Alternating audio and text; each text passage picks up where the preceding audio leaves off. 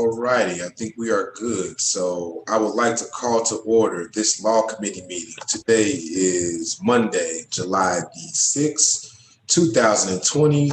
Roll call, Ms. Lisa. Okay, it's 5:43.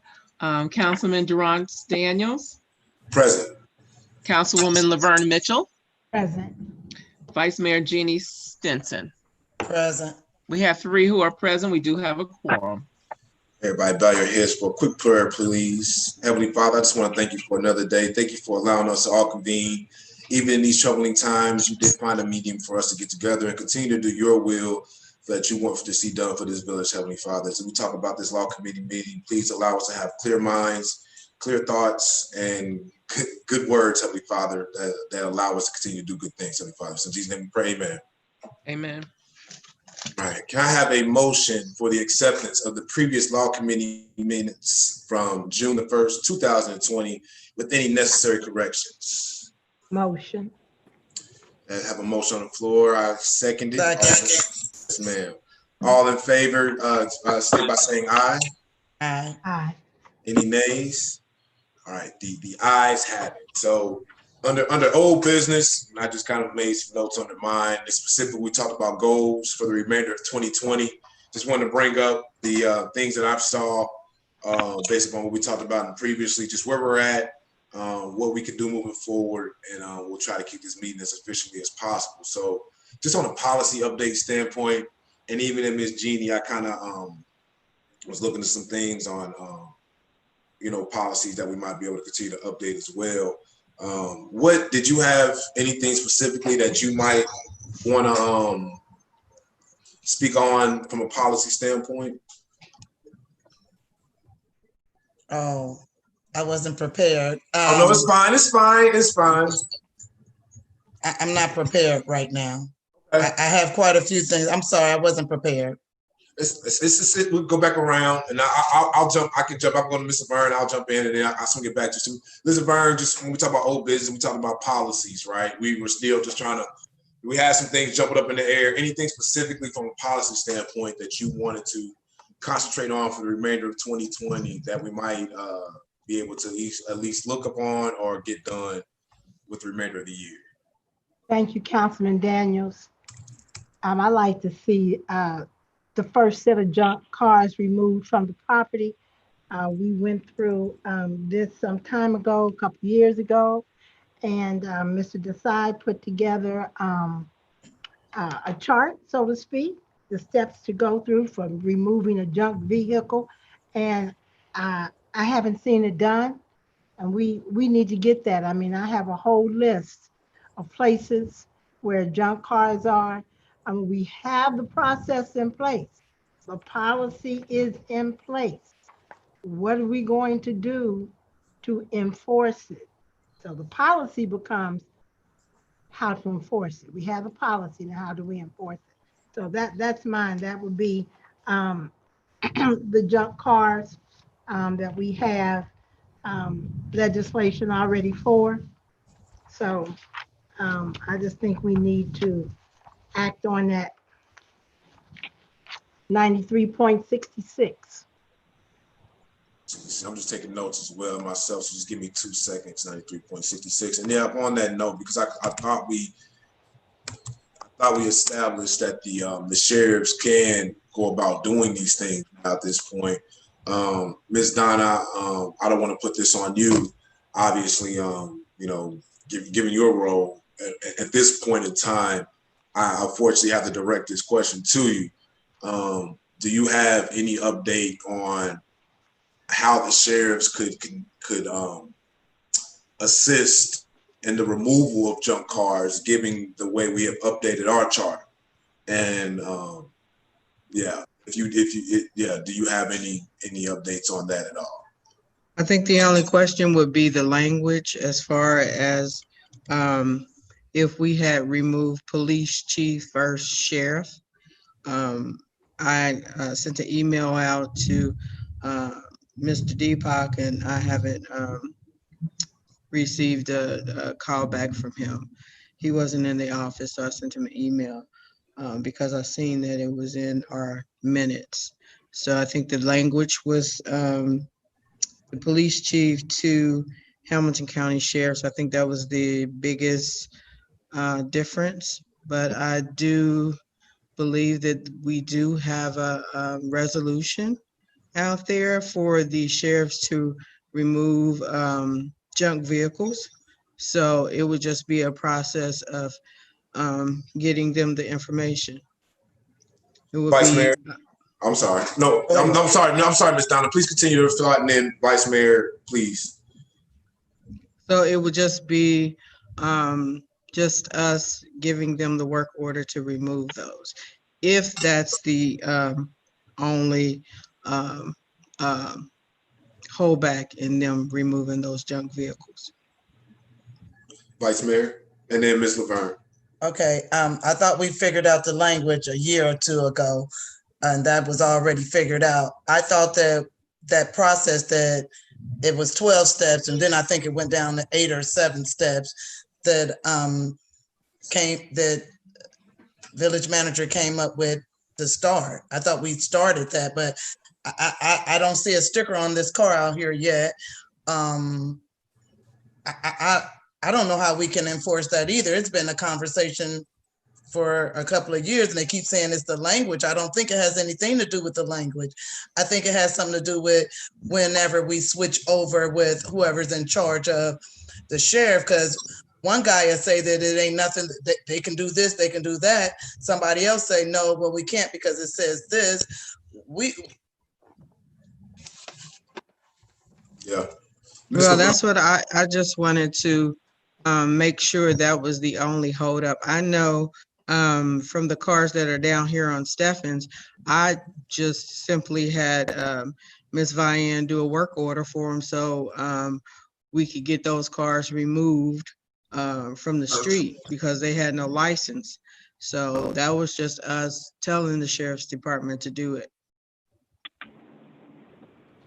Ms. Laverne, you have Right, so in the information that Mr. Desai gave us some time ago, it addresses, does the ordinance have to include the Hamilton County Sheriff?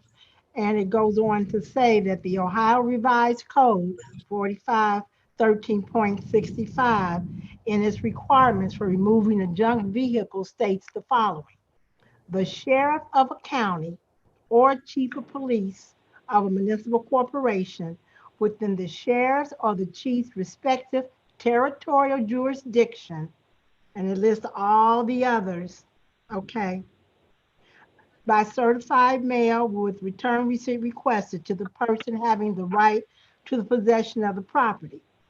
It shall be removed from the property. Of course, leave out some of the language. So it says that the sheriff of a county, and since we have the sheriff of Hamilton County in our community, they should be able to do that based on this, whether we change the language or not. However, it goes on to say that the Ohio Revised Code gives varying authorities the ability to send notice. And so Mr. Desai goes on to say that in other communities, you know, that some of them say the police department, some say the city manager.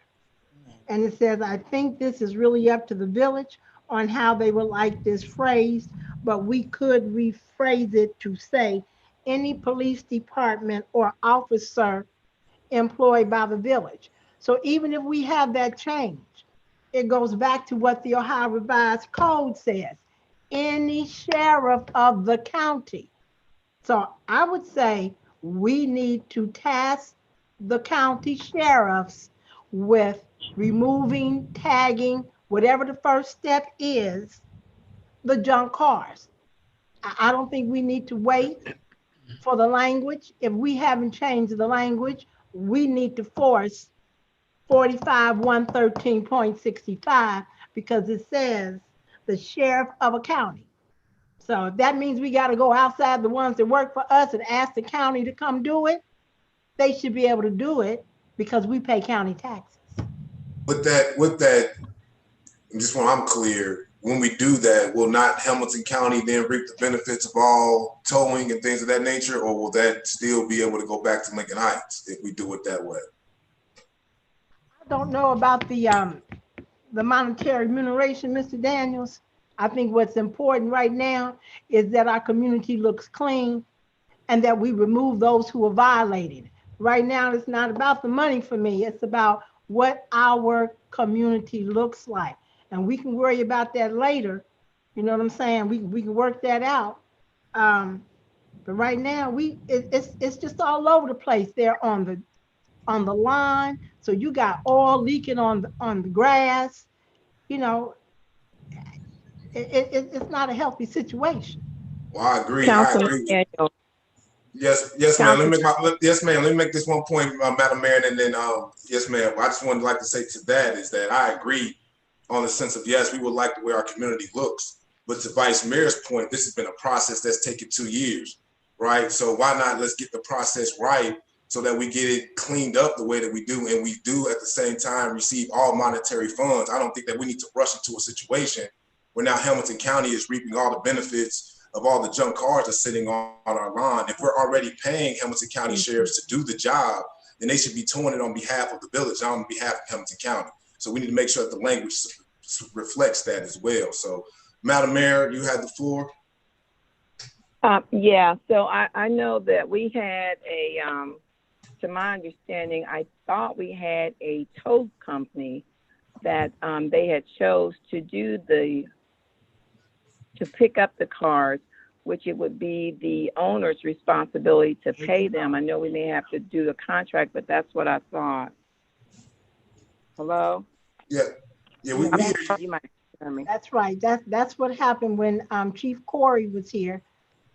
People came and got it. If they wanted their car, they had to go pay for it. We already because I know. Yeah, correct. Because I know, I think we need to look at how other municipalities do. I know City of Cincinnati, if you get your car towed, it's up to you to go get that car and pay for the tow. So that may be something that you guys want to look at, but that's how the other city municipalities do. It's on up to the individual to pay to get their car back. Yes, ma'am. And then once again, I totally agree. I feel like we've already taken 2 years. We're talking about having this established as an end of 2020 goal. Let's make the languages correct that not only do it's beautifying the buildings, but we also benefit on a monetary basis. I'm just one member of this committee though. So Miss Linda had her hand up. I have a question. Do you ticket and tow? Do you, I think Durance was talking about ticketing them. Do you do both, or is it just towing? Maybe we can clear up that confusion, at least my confusion. What they do, Ms. Childs, I'm sorry, Mr. Daniels. What they do is they, when we receive a notice that a car needs to be towed, they'll go out and put a sticker on it saying remove your car. They'll give them 24 to 48 hours to move that car. Then they come and they'll have it towed. We don't have any monetary responsibility for towing. We don't receive anything for towing. It's on the owner at that point. The cost is on the owner. Okay, well, I know they come out more than once because sometimes those tickets are moved around. You know, they take them off and then they got to come put them back on again. And the last person that was in charge of the sheriff here actually took care and made sure that happened after we insisted that they start doing this. So it has been done. It just needs to start up again. And I didn't think you did a ticket and you tore them too. So I'm good with that right now. And yes, ma'am. And then I guess to your point, just want to make sure we're clear, because I remember when I first got my first job working in Athens, Ohio, granted this is Athens, I parked illegally a few times. They gave me multiple tickets. Then my car got towed. I couldn't get my car out until I paid those tickets. So they had a joint agreement between the place that it was towed and the municipality that you cannot get your car back until you take care of this obligation. So once again, I'm sure there's some language that we can find that benefits everybody. So I think Brother Jamal, did you have your hand? I saw you raise your hand, sir. So I wanted to give you an opportunity to speak as well, if that's what you were trying to do. All right. Can y'all hear me? Yes, sir. On far as code, I remember Carrie last year, she wanted Millennium or to get them for just code issues. They would go around and, you know, if it was like on village property, or they would already have the go ahead to tow it. But then again, it was something with the language that kept coming up about how they can, you know, obtain the cars and all that. But that's just something to throw out there. I don't know if you guys knew that. And yeah, I mean, and that's the frustrating piece, and I appreciate that, you know, for that you know, giving that more context, Brother Jamal, because that's the most frustrating part. And I don't know if this is a deep pop question at this point, but you know, it's 2 years, but now we've gotten 2 years. I got you, Ms. Kathy. We got 2 years, so let's finish it up for the next. We're going on August, so we have September, October, November to figure this out. So the next, you know, 120 so days. Yes, Ms. Kathy. And say, it sounds like, according to Ms. Mitchell, that the language is there. So why not use a combination of what's currently there, find us a towing company to partner with, and just do it. Now, I guess, and then to that point, then I feel like we've already done this, right? So do we need to make another motion out of this committee to take? No, I think you're right. I think you're right. I think that we've already decided that this is what we needed to do. So I can't remember all the conversation with Carrie, but even when she was expressing her concern about removal of cars from private property, even at that time, we said that we had the right, you know, to remove people's junk cars from at least on the street, you know, those cars that are sitting there on the street. And then we were working on what needed to happen about junk cars on private property. Yep. So that was the piece that was still kind of hanging out there. But if we have the right, according to our charter, or our not the charter, but our administrative code. Yes, according to the code, you know, it's really a matter of informing the sheriffs that this is what you are going to do now, and this is the towing company that we partner with. So you will ticket the vehicle after whatever we decide, whatever it is, the 24 hours. If it's still there, you will ticket the vehicle. And they'll have to pay the ticket and pay whatever the tow is. I feel like if there's a ticket to pay and a tow storage fee, they're not going to bring that vehicle back to their residence. Agreed. I'm going to go. I got you, Brother Jamal, too. So let me get Miss Jean Laverne and then Brother Jamal. Go ahead, Miss Jeannie. Okay. With that being said, that all makes sense, but it still needs to be something in writing, the whole process. Because if Joe Schmo come up to somebody's house, start fixing the thing on their toe, it still needs to be a process. They've been tagged, they've been notified, and the village needs to know that what company we're using.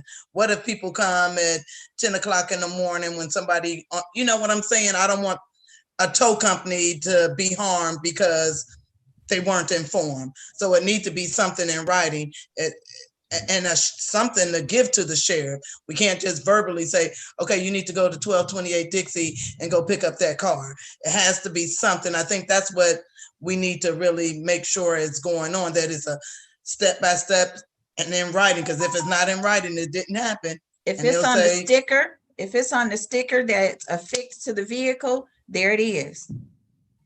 I'm saying, I know what you're saying, that we need to create that, but I'm saying for whoever the car belongs to, that is your notification. You're going to come out, look at that sticker on the car. It's not our fault if you don't read it. The information is there. Everything that would be in our code would be there in writing. It would say who the towing company is and what your responsibility is before you go pick up the vehicle. It could all be on that sticker, and then it puts it on the responsibility on the owner of the vehicle. Okay.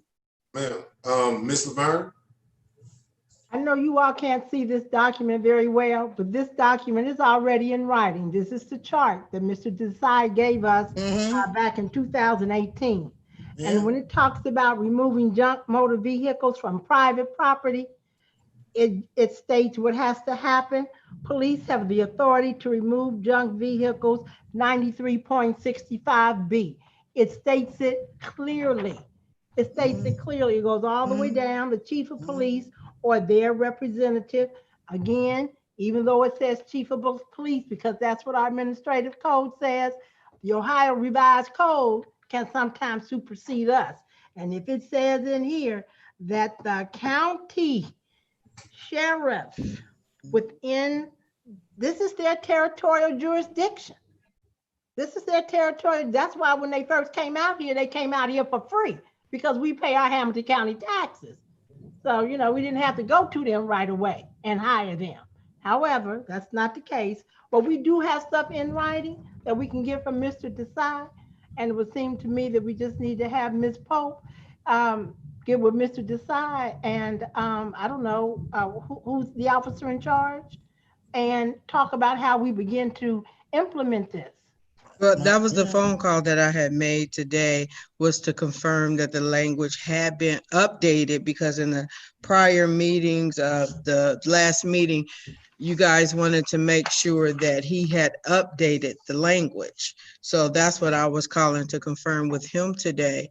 And the work order process that we have is when you call in, you know, something that's a code enforcement issue, we write up the work order, we give it to the police if it's a towing situation, and then we give it to the police officer and they go through their process of putting the notification, the sticker on there that notifies the resident or the owner that that car will be towed in 24 to 48 hours if they haven't moved it. This says 10 days, but I like the 48 hours, but whatever the time frame is. And I'll speak last. Brother Jamal, I know I said I got you, but I got to take care of those that's on council first, but I got you, sir. Let me go Miss Jeannie, because she's on the committee, and then Miss Linda. So Miss Jeannie, then Miss Linda. So once the car is towed, is there like something that we would get back? Because we wouldn't we need to know that the car has been towed, and if they still owe something, because that means they're going to start coming down asking what's going on or whatever. It still needs to be some type of receipt, for lack of better terms. So the process that we have is that they give them a notification, a sticker. It's not a ticket. They give them a sticker letting them know that if you don't move this car, they're going to tow it. They don't necessarily get a ticket, from my understanding of it. They get a notification, and then we say, you know, they have 24 to 48 hours to move that car, then it's removed. The sheriff's department usually use their towing company, so or contract that they have. Now, so we haven't set up the process of, well, since Carrie has not been here, the process that I don't know of is that other than when we had the company down in Laughlin, we had them coming up to remove vehicles that need to be towed out. But no. That's not what I was asking, but it's okay. Miss Linda. I think Miss Donna said it for me when she said that they use their own company to move the automobiles, and what the officer that is there needs to do is to actually talk to his people and Donna to find out what the procedure that's already in place, and you want to reinvent the wheel. Yeah, because we don't, they don't give us a receipt once they tow the car. They just let us know, yeah, we towed it. Yeah, it's part of the report that we will receive back. Right. So what could be, go ahead, Brother Jamal, and I'll speak last. Go ahead, Brother Jamal. Or as I get what Jeannie was saying. I just know, for instance, of a prior experience, if the sheriff tow your vehicle, you got to go to Hamilton Avenue first and you have to pay them a fine just for them to release it. Then you take that to the tow company. Now, my question is, if it's a code issue, are we going to tack on the fine before they get the car or after they get the car? Because if you just go, pick up the car and it's a fee, say for instance, we fine them $75 for a junkyard, is that going to be excess after they get the car or before it? Or do they have to come to the village to pay that prior and then show that receipt to whoever tow company. That way we, whatever the code administrative costs or if anything, if y'all wanted to do it that way, that's already set in stone and it's already taken care of. That's my question. But Mr. Willis, that would be in your area because you're code enforcement. So if you haven't established that process, and we haven't established that process, but that's something we need to put in that process, then that's something that you need to make sure that's in that process. And that's a suggestion that you need to give to Mr. Dukes to let him know that, hey, we're not getting anything out of this because at this current time, we're not getting anything out of them towing the vehicle. So after they tow the vehicle, we're out of it. I got you, Miss Kathy. That's one of two things, and then I got you, Miss Lisa, and then I'm gonna go, Miss Kat. I just want to say two things. So first off, on what it sounds like on Miss Jeannie's thing, another thing that has been done before, because once again, always the best part, they would take your picture and they would also post these things. So you have that physical documentation that, hey, your car has been tagged, ticketed, and what time it was, right? So that's another thing that can also be in the process of that. That can be uploaded, however you want to do it, but that's another, just documentation to prove, right, Miss Jeannie, that it was tagged and ticketed. We could just simply take a picture of it and there ain't no, discrepancies on that piece. The second part that I had, according to Ms. Donna's, because my question was kind of just, is it still, I'm praying, praying, just keep it, everything is on the up and up with, everybody that works here. But are we waiting on our because I know you're assistant village manager, but are we waiting for our village manager to kind of finalize this process? Because is that officially his job, the village manager's job, to solidify this process? Yes. Okay. So we can't wait though. We need to do whoever's in charge. Right? So, sorry to interrupt. No, you're right. No, you're right. My second question was going to be, Miss Jeannie, if I'm not mistaken, hasn't he already provided a document that had done these things already? That already laid this stuff out? There is before he left, he was in the process of creating this 8-step process for code enforcement. Was it detailed, fine line to every different situation that comes up? No, apparently it's not. It hasn't been, because we wouldn't be talking about the parked car or removal of junk car, because everything was not detailed completely because he hadn't gotten to that point yet. So the 8-step process is just telling the code enforcer how to do, what to do, when to do it. But every situation wasn't addressed. So yes, we still have a village manager. So there's just different things that I'm trying to handle, but I'm not handling every single thing because every single day is a different thing. I'm just trying to tackle things as they come up. And right now, this is a hot topic. So I understand, Ms. Don. That was also my point of asking. I'm gonna get off my here in a second, and I'll go back into the order that I previously said. But I was saying that in the sense of not saying it's not your job, right? But we realize whose job this is. But if there's a document in place that we can already use, or if there's already places in our charter, if there's already language that's already put in place, and it's just a matter of even you as the active village manager telling the sheriffs, hey, start towing these cars. If that's all it takes at this point. And I feel like we could just get that done. So Miss Lisa, so it's going Miss Lisa, Miss Kathy, Miss Laverne, I know, and then Miss Linda. That was the order that I saw. So thank you. 1, 2, 3, 4. So Miss Lisa. I just wanted to ask Councilwoman Mitchell if I can get a copy of the document you stated that you had from Solicitor Desai from 2018, so I can make it part of the record for tonight's meeting. No problem. Thank you. And then Miss Kathy. Thank you, Ms. Lisa. I was just going to say, whatever the process is, I really hope that we do not skip out on making sure that we benefit financially. So even though the process, the example that Mr. Willis gave, I think is an excellent process, but instead of them going to Hamilton County, they will be coming to see our clerk.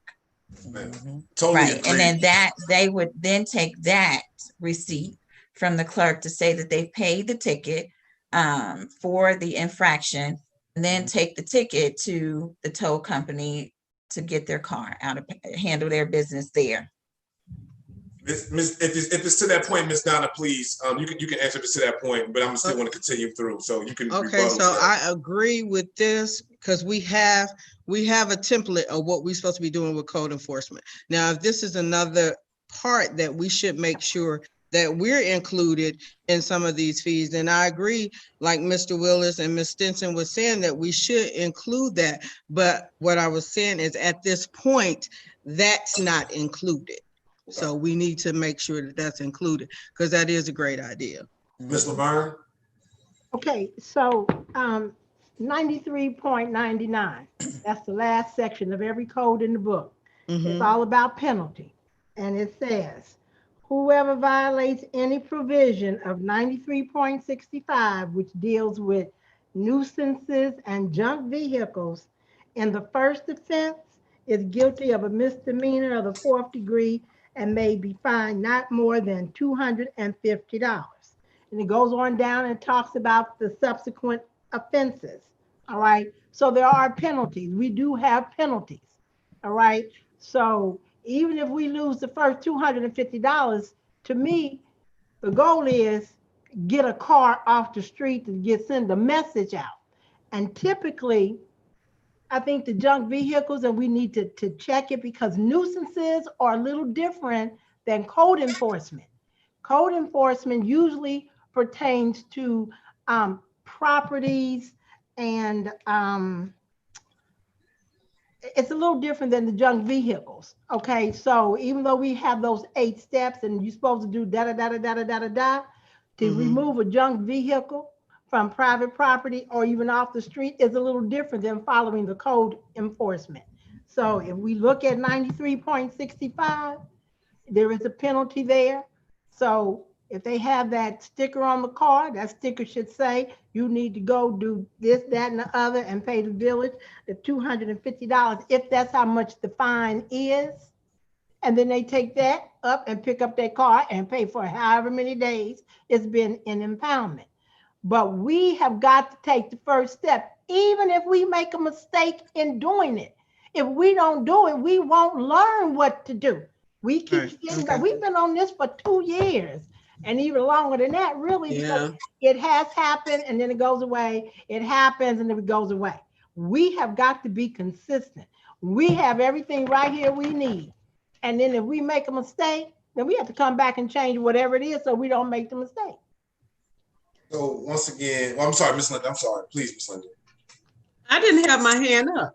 Oh, I'm sorry. I saw the. Oh, you saw that. Oh, okay. I'm in agreement with that. We must start, and then we can add on to later, because this has been going on longer than 2 years. I know at least 7. So my question is, once again, we figured out whose job it is to come up with the policy, right? So whose job is it to enforce it? Whose job is it to get out and write the tickets and tow the cars? Okay, that would be the sheriff's job, right? That's definitely would be the sheriff. It'll be our job to go ahead and enforce it the way we want it enforced. So if we have to, by trial and error, add the fines part to it, because right now there's a disconnect. Once they tow the car, we don't have anything else to do with it. But if we need to be involved in that, so if we need to add the fines to this step process that's been going on for however many years, then we add that process so we can be assured that we can, some of the fines would come directly to the village of Lincoln Heights. But what that'll entail, I believe, Mr. Willis probably can chime in, is we'll probably have to set up our own contract with a tow company. So if it's down at their lot and it's impounded, then we get some of those fees too. So we'll have to do an agreement with the tow company. And even in the interim, it sounds like, given what Ms. Laverne just said, there's already a penalty in place, 93.99. So the sheriffs in the process of towing can also write a ticket as well. So it sounds like we kind of understand where we're at in this process now. We know where one of the problems are, right? There's no reason why the other one shouldn't be working right now. So that can start tomorrow where you got a problem, they should write a ticket on the car and tow the car. Yeah, I'll get with Mr. Willis and we'll add that step 3, 4, 5, whatever it is. And then look up those codes that Ms. Mitchell was talking about so we can incorporate that in the step process. Any other questions on this topic? Because we almost took up the majority of the time. I'm sorry on it, but just wanted to see if there's anything else on this topic.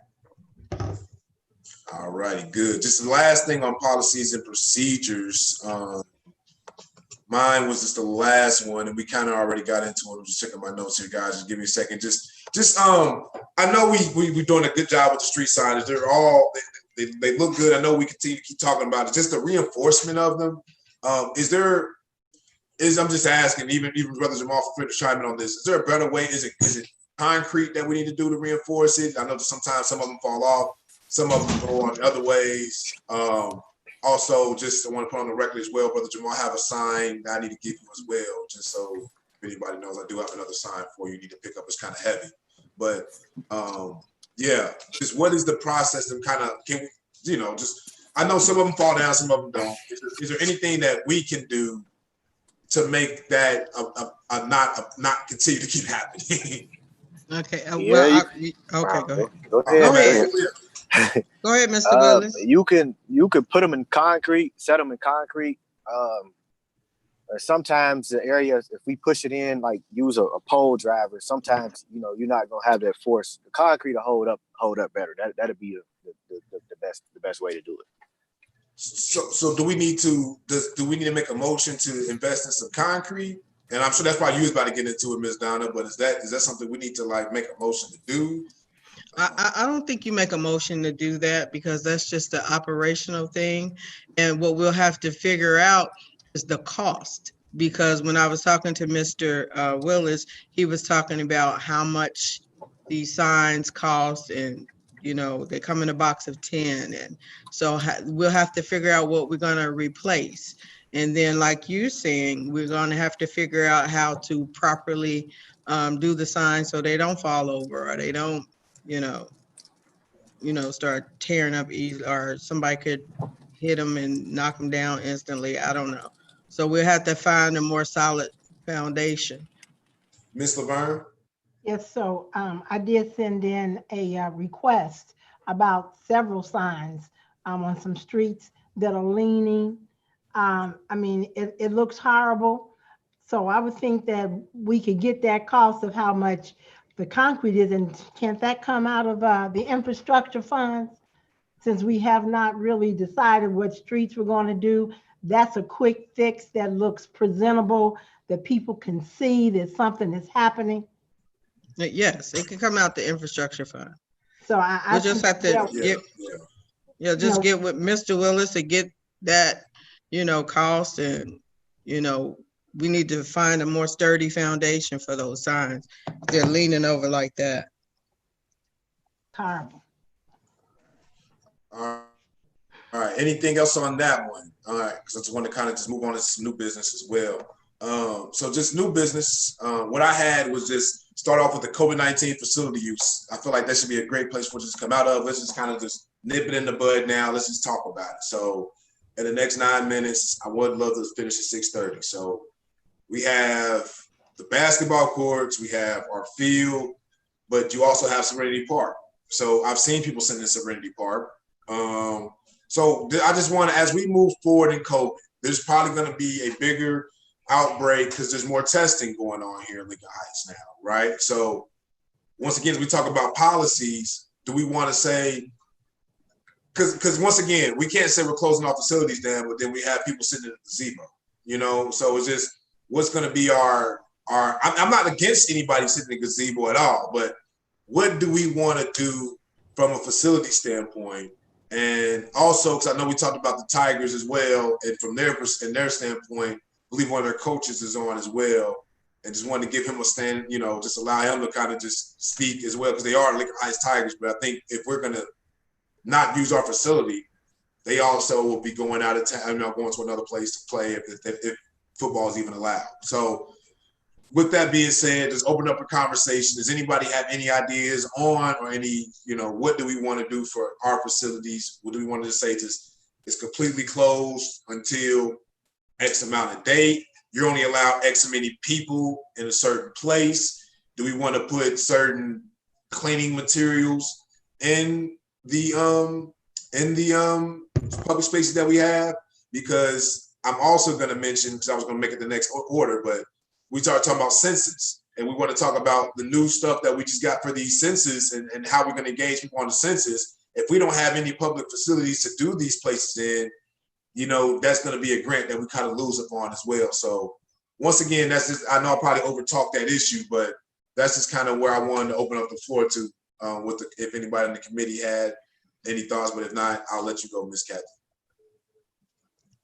I do, Mr. Daniels. Oh, okay, I'm sorry, Ms. Laverne. I'll go, Ms. Laverne, personally. Okay. No, yes, ma'am. Yes. I think that we do have to have something written. I know I think we made a motion. Did we make a motion at the meeting, or did we just talk about it?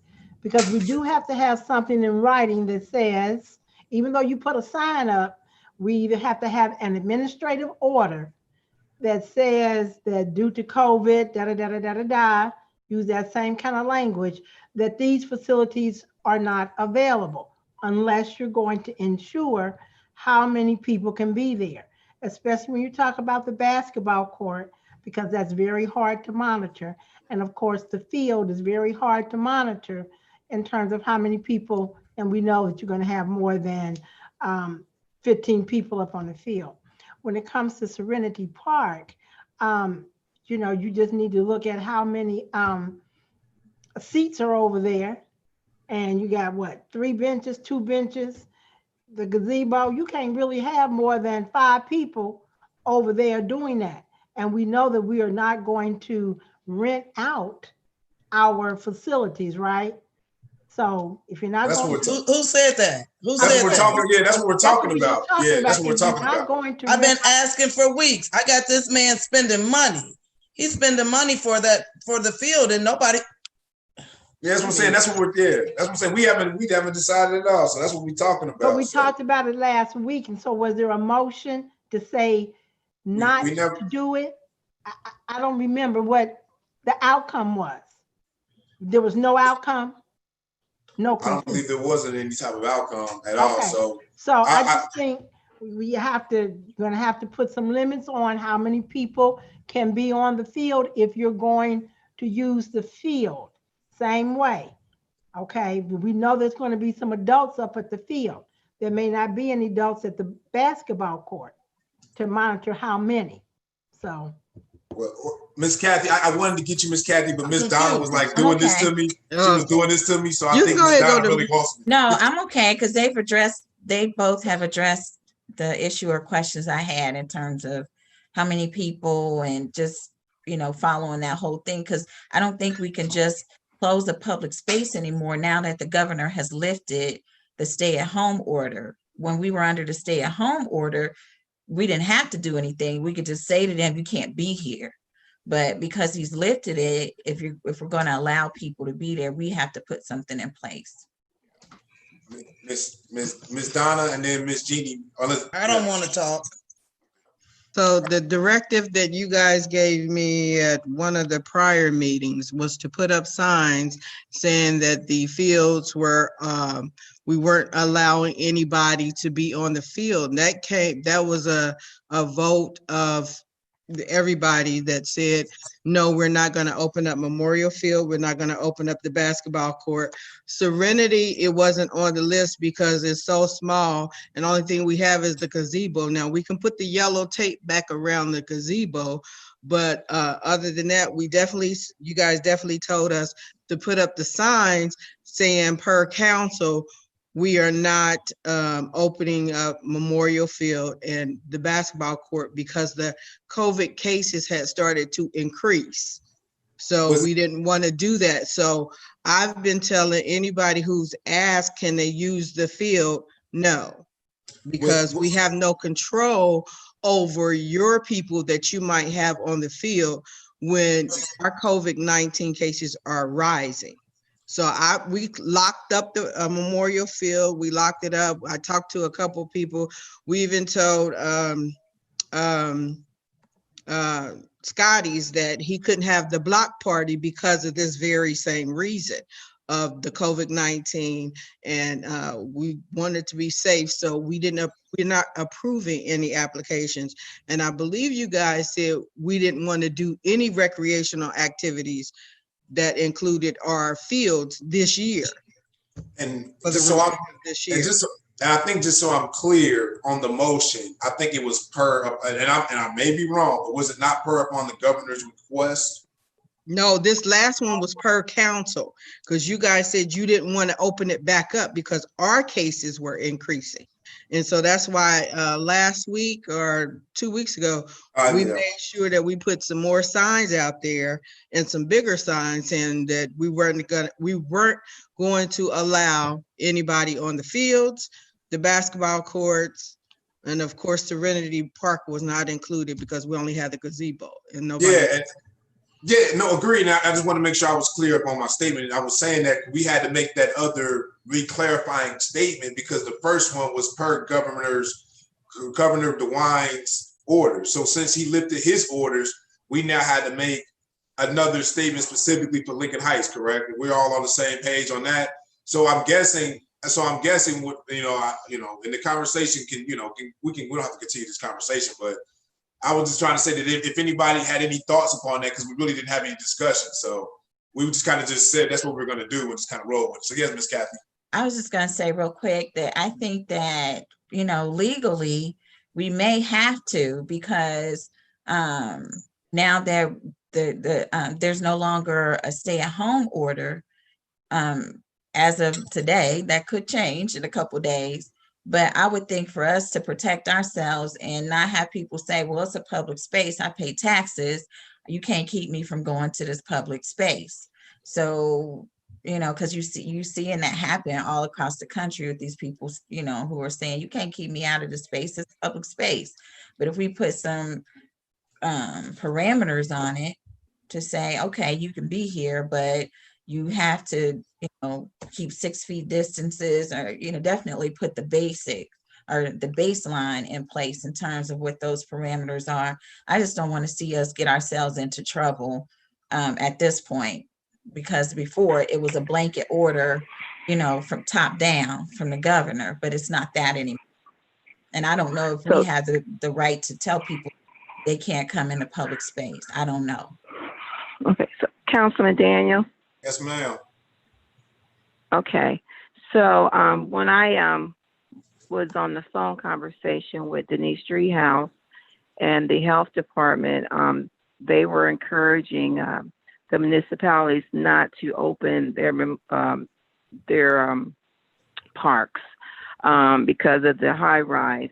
I would say, to get clarification, because it's ongoing, to contact the health department, and because that's where we're getting directions from anyway, along with the state, and reach out to them and see as far as today's date. And they're probably going to do an update again tomorrow, today's date, what they are recommending, because the last meeting I had, they were recommending not to open it up if there's going to be 10 or more people. So you may want to do that. I know we'll have an update again tomorrow. I'll send an email again to everyone who's able to listen in on it. Once, I guess, you'll be getting it tonight or first thing in the morning. It's usually at 11 o'clock, and they meet at 11 o'clock. It's by Zoom, and you'll be able to get some clarity because it's ongoing. Yes, thank you, Madam Mayor. Ms. Laverne?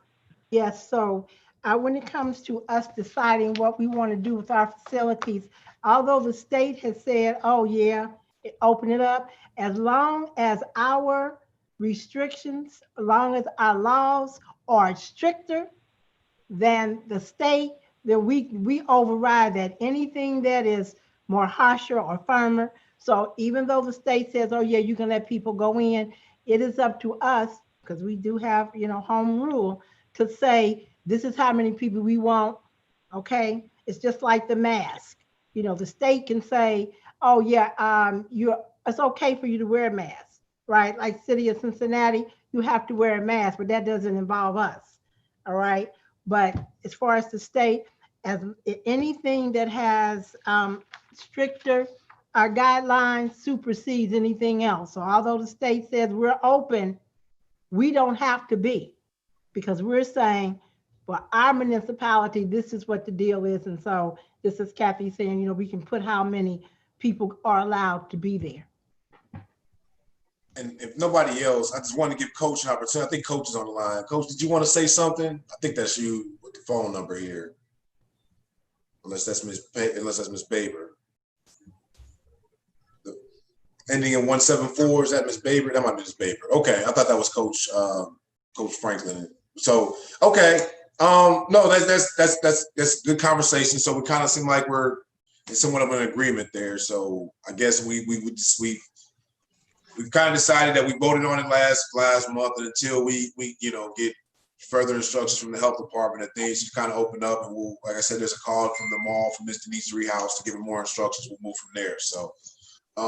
Just to keep the meeting moving, unless somebody else had anything else on that, I'll continue to go on. Anybody else that's on how we proceed, just even with the census piece, because I know we have iPads that are out, we have technology that's come in to how we can kind of conduct the census. Once again, from a law committee standpoint, from a policy standpoint, is there anything we need to say or anything we need to tell folks as we set that up? And is there any updates on just setting up our census technology stuff that we got?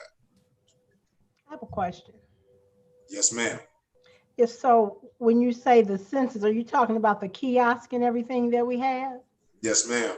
So is there a way that we can set those kiosks up at the health center? I don't know who operates it, but set it in a place where, you got your social distancing going on. Perhaps do it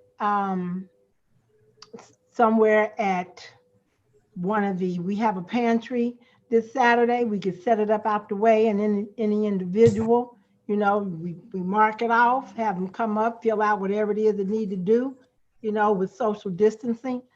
Otherwise, there aren't any other gathering places, is there, where we could do that? Our corner.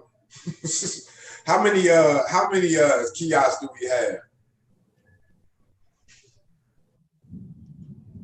You on mute, Miss Donna. We have not ordered the kiosk yet. They're not in. Okay. So Miss Linda, I saw your hand up. Well, even if you had the kiosk, you would need a place where you could receive the internet on that. So people can actually, if you're talking to people and you're still supposed to be distancing from them, you can tell them to pick up their cell phone and make telephone call, and it takes about less than 10 minutes to do that. Or they can actually go online if they have the internet and do it there. So we still have ways of asking folks to do that. The time on this has been extended because of the virus. So at this time, what I would ask everyone to do is just spread the word, call people, and if we have flyers, to put those flyers along with voter registration in each box that you send to someone or they pick up. So that already be done there, So I talked to someone the other day about the census takers, or they call them something else. Yeah. And they're in training, I believe now, if they didn't stop it again. So it's going to take a while, and but we can promote this thing by calling people and talking to people from a distance to fill out the thing. And the last information I got, we was a little over 50%. We may be more by now, but we need to start our robocalls back up to let people know that you do need to fill the thing out. So it shouldn't be this difficult to get folks to fill out something that's going to benefit the neighborhood, but it is. So, And not because to your point, you actually answered my question, and then but just kind of maybe raise another one. The fact that did we need to change? And I have the wrong term in my mind. I want to say loitering. policy, but it's not what it is. It's just, you know, it's almost in COVID times, once again, you know, people really can't come knocking on your doors, you know what I mean? So is there something that we need to change? Or are we good now with the governor lifting everything? But it sounds like everybody's good. Miss Linda, that they're already training and preparing to come out to the communities. And that was okay. And remember, we cannot knock on doors and help them. No, not us, not us. Just it's like any numerators. Yeah. Well, I wasn't finished. The two of you, you know. Yeah. So, but we have to remind folks that you can't do that because there are people out here that still think that you can knock on those doors, and it's not a government employee for the census taker. You can't do it. So, but we can spread the word. We can pass out literature.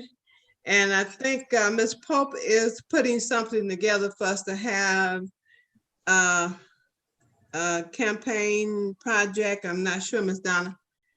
Yes, Vianne is setting up, she's gonna set up a meeting with you, Ms. Williams, Ms. Goodwin Williams, myself, and whoever else you invite about different ideas and how we're gonna do the Census 2020 kickoff.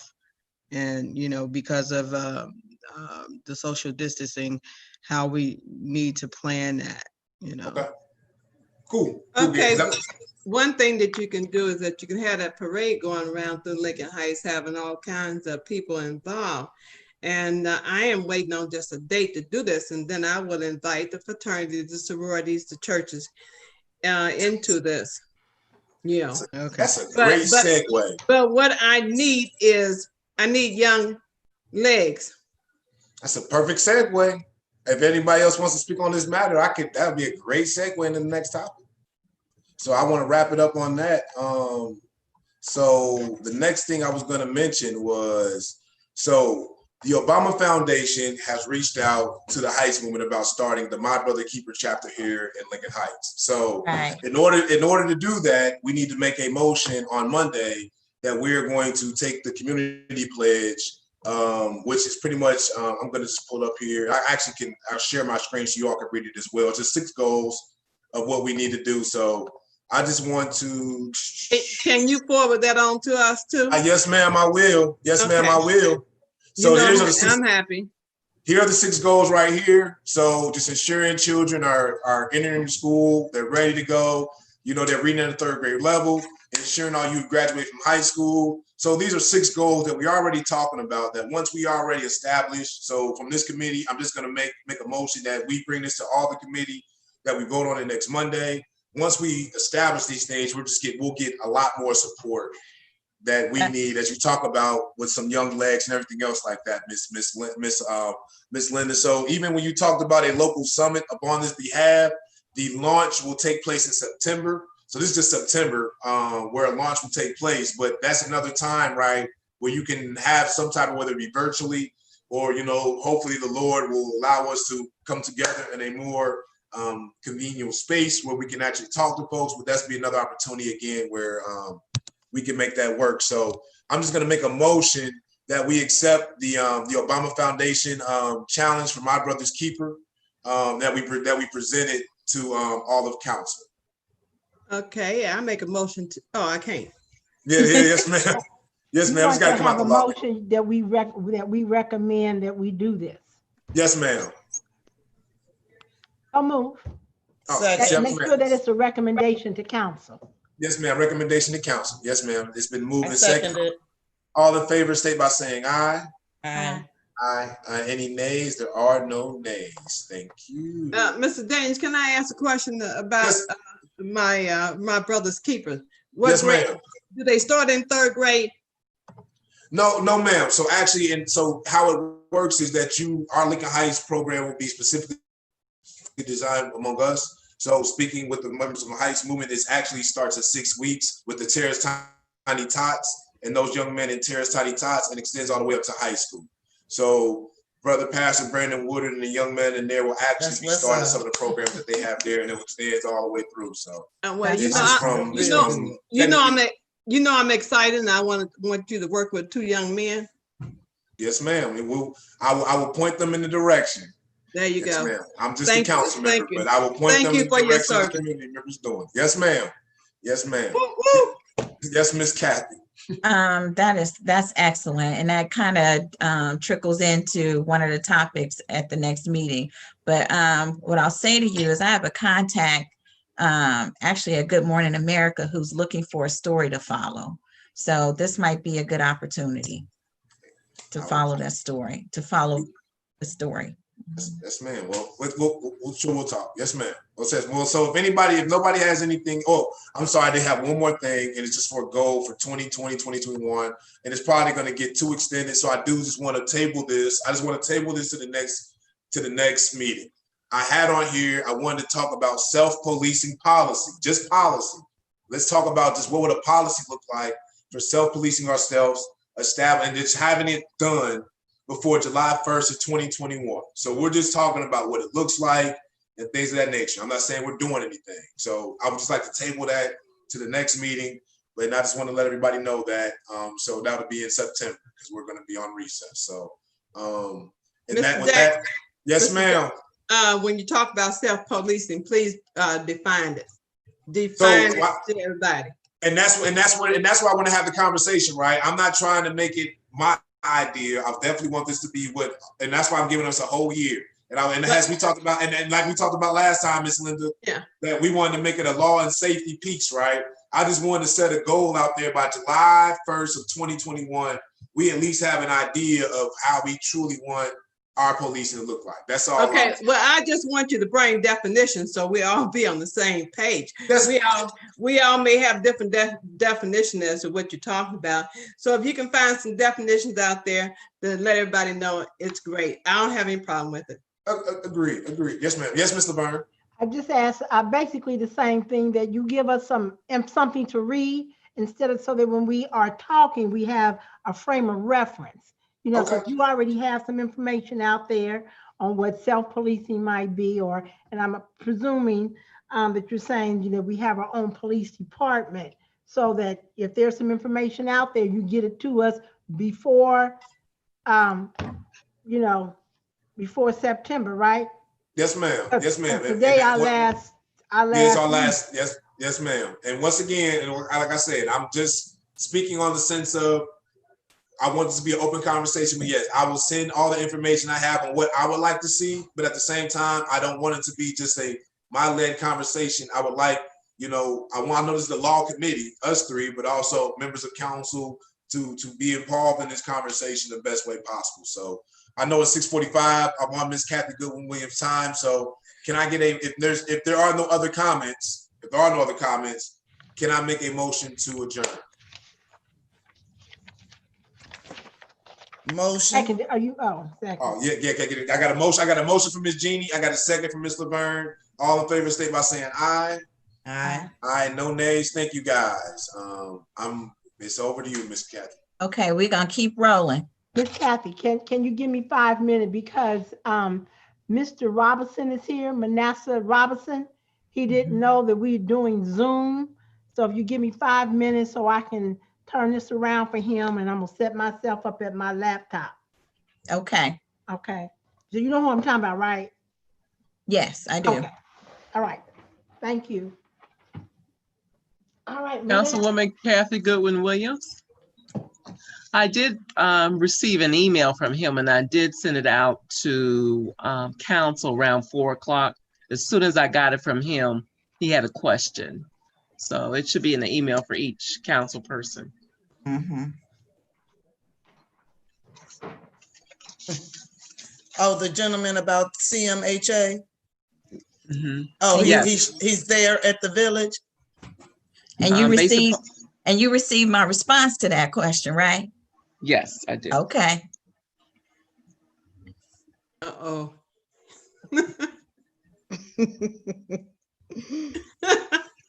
I must didn't see the response. Okay, I saw the. All I'll say is Kathy's back. Oh Lord, that's a good thing. Oh, Kathy. Lord. Are we in 5-minute recess? Or Yes. Okay, thank you. I'll be back. So I'm gonna Miss Kathy, this is an hour and a half, 2-hour meeting, so I know No, it's gonna be quick. It'll be quick. I think it's not my intention to be long. Okay. Greetings, everybody. Hello. It might not be real nice though. Oh, come on now. So there's a time on here where they ask for something from the audience, and so that's when she'll let you speak. Okay. Thank you so much. No problem. No problem. Okay.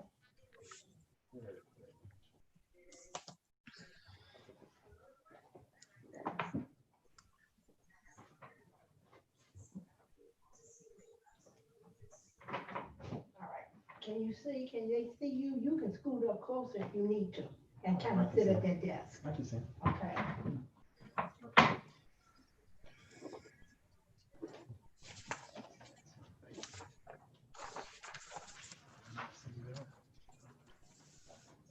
That's the agenda. This is open to the public. Yeah, let's do 7, number 7.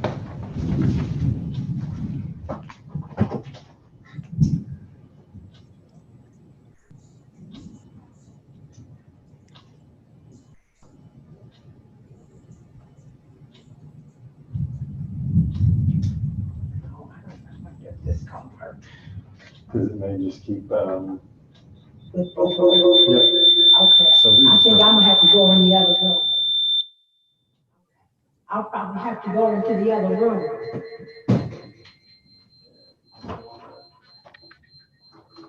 That ain't gonna work with you in there.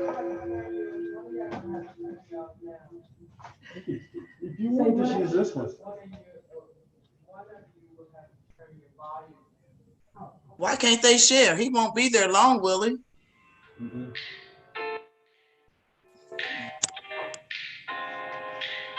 I'm so sorry. I'm sorry.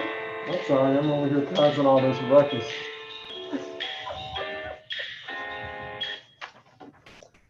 Okay. So we've been turning down the volume. I still be turning up and I was.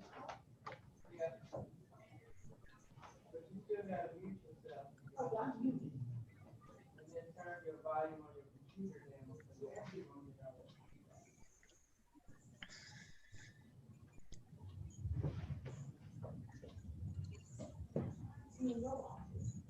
Because the storm, internet kept closing out, so I usually look up my phone personal because until we get the access points. Oh, okay. Oh.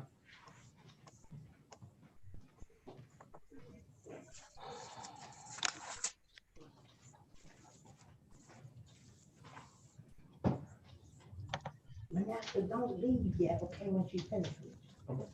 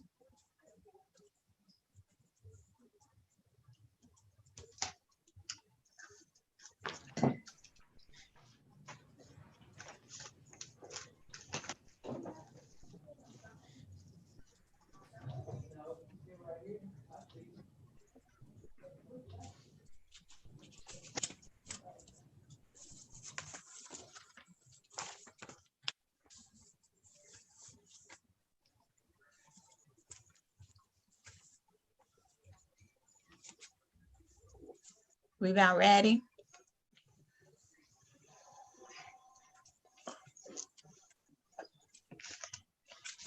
One, two, three, four.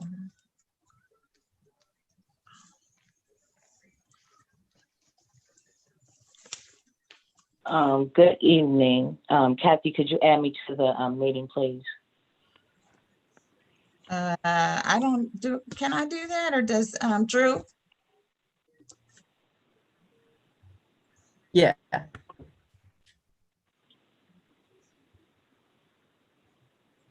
Drew, if you can, if you heard Phyllis, Miss Baber, can you add her, please? I'm not seeing her popping up here. She on the phone.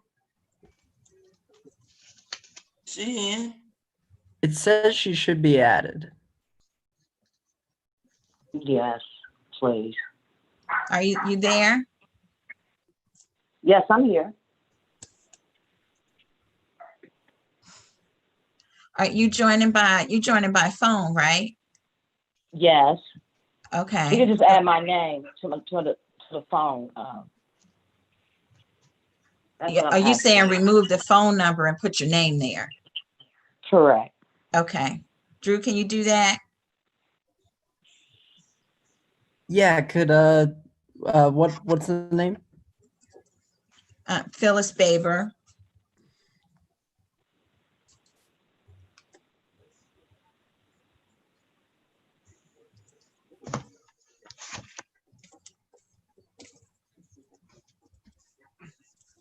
What is the spelling? I want to butcher it. Phyllis, PHYLLIS, Baber, B as in boy, A, B as in boy, ER.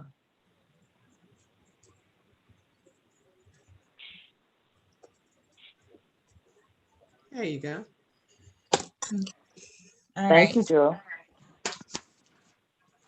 Okay, we ready now?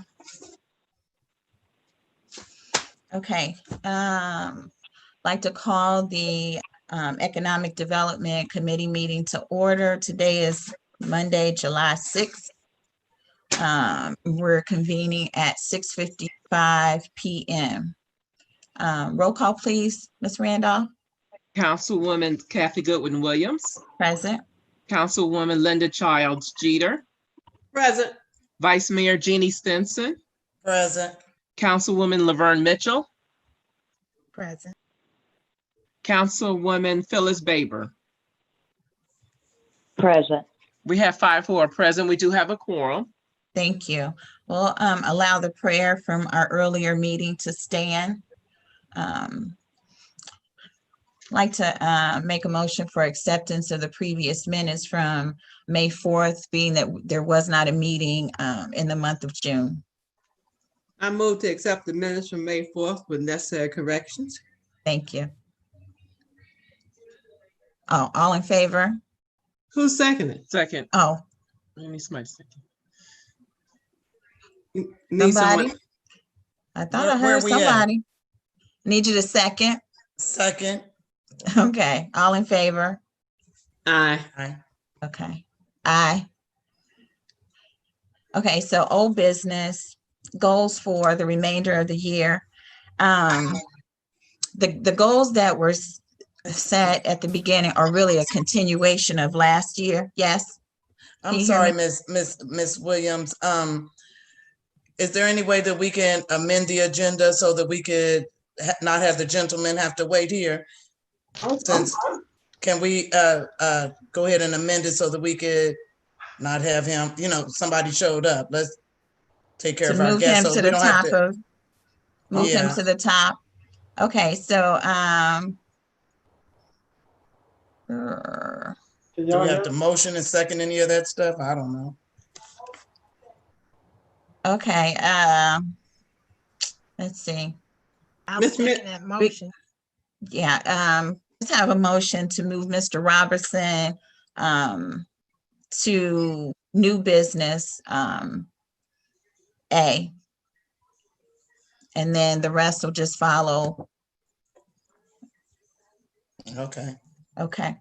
All right. So, Motion. okay. Whatever, you just said. Somebody second? Second. Okay, all in favor? Aye. Okay. Ms. Randolph, you got that? Yes. Okay.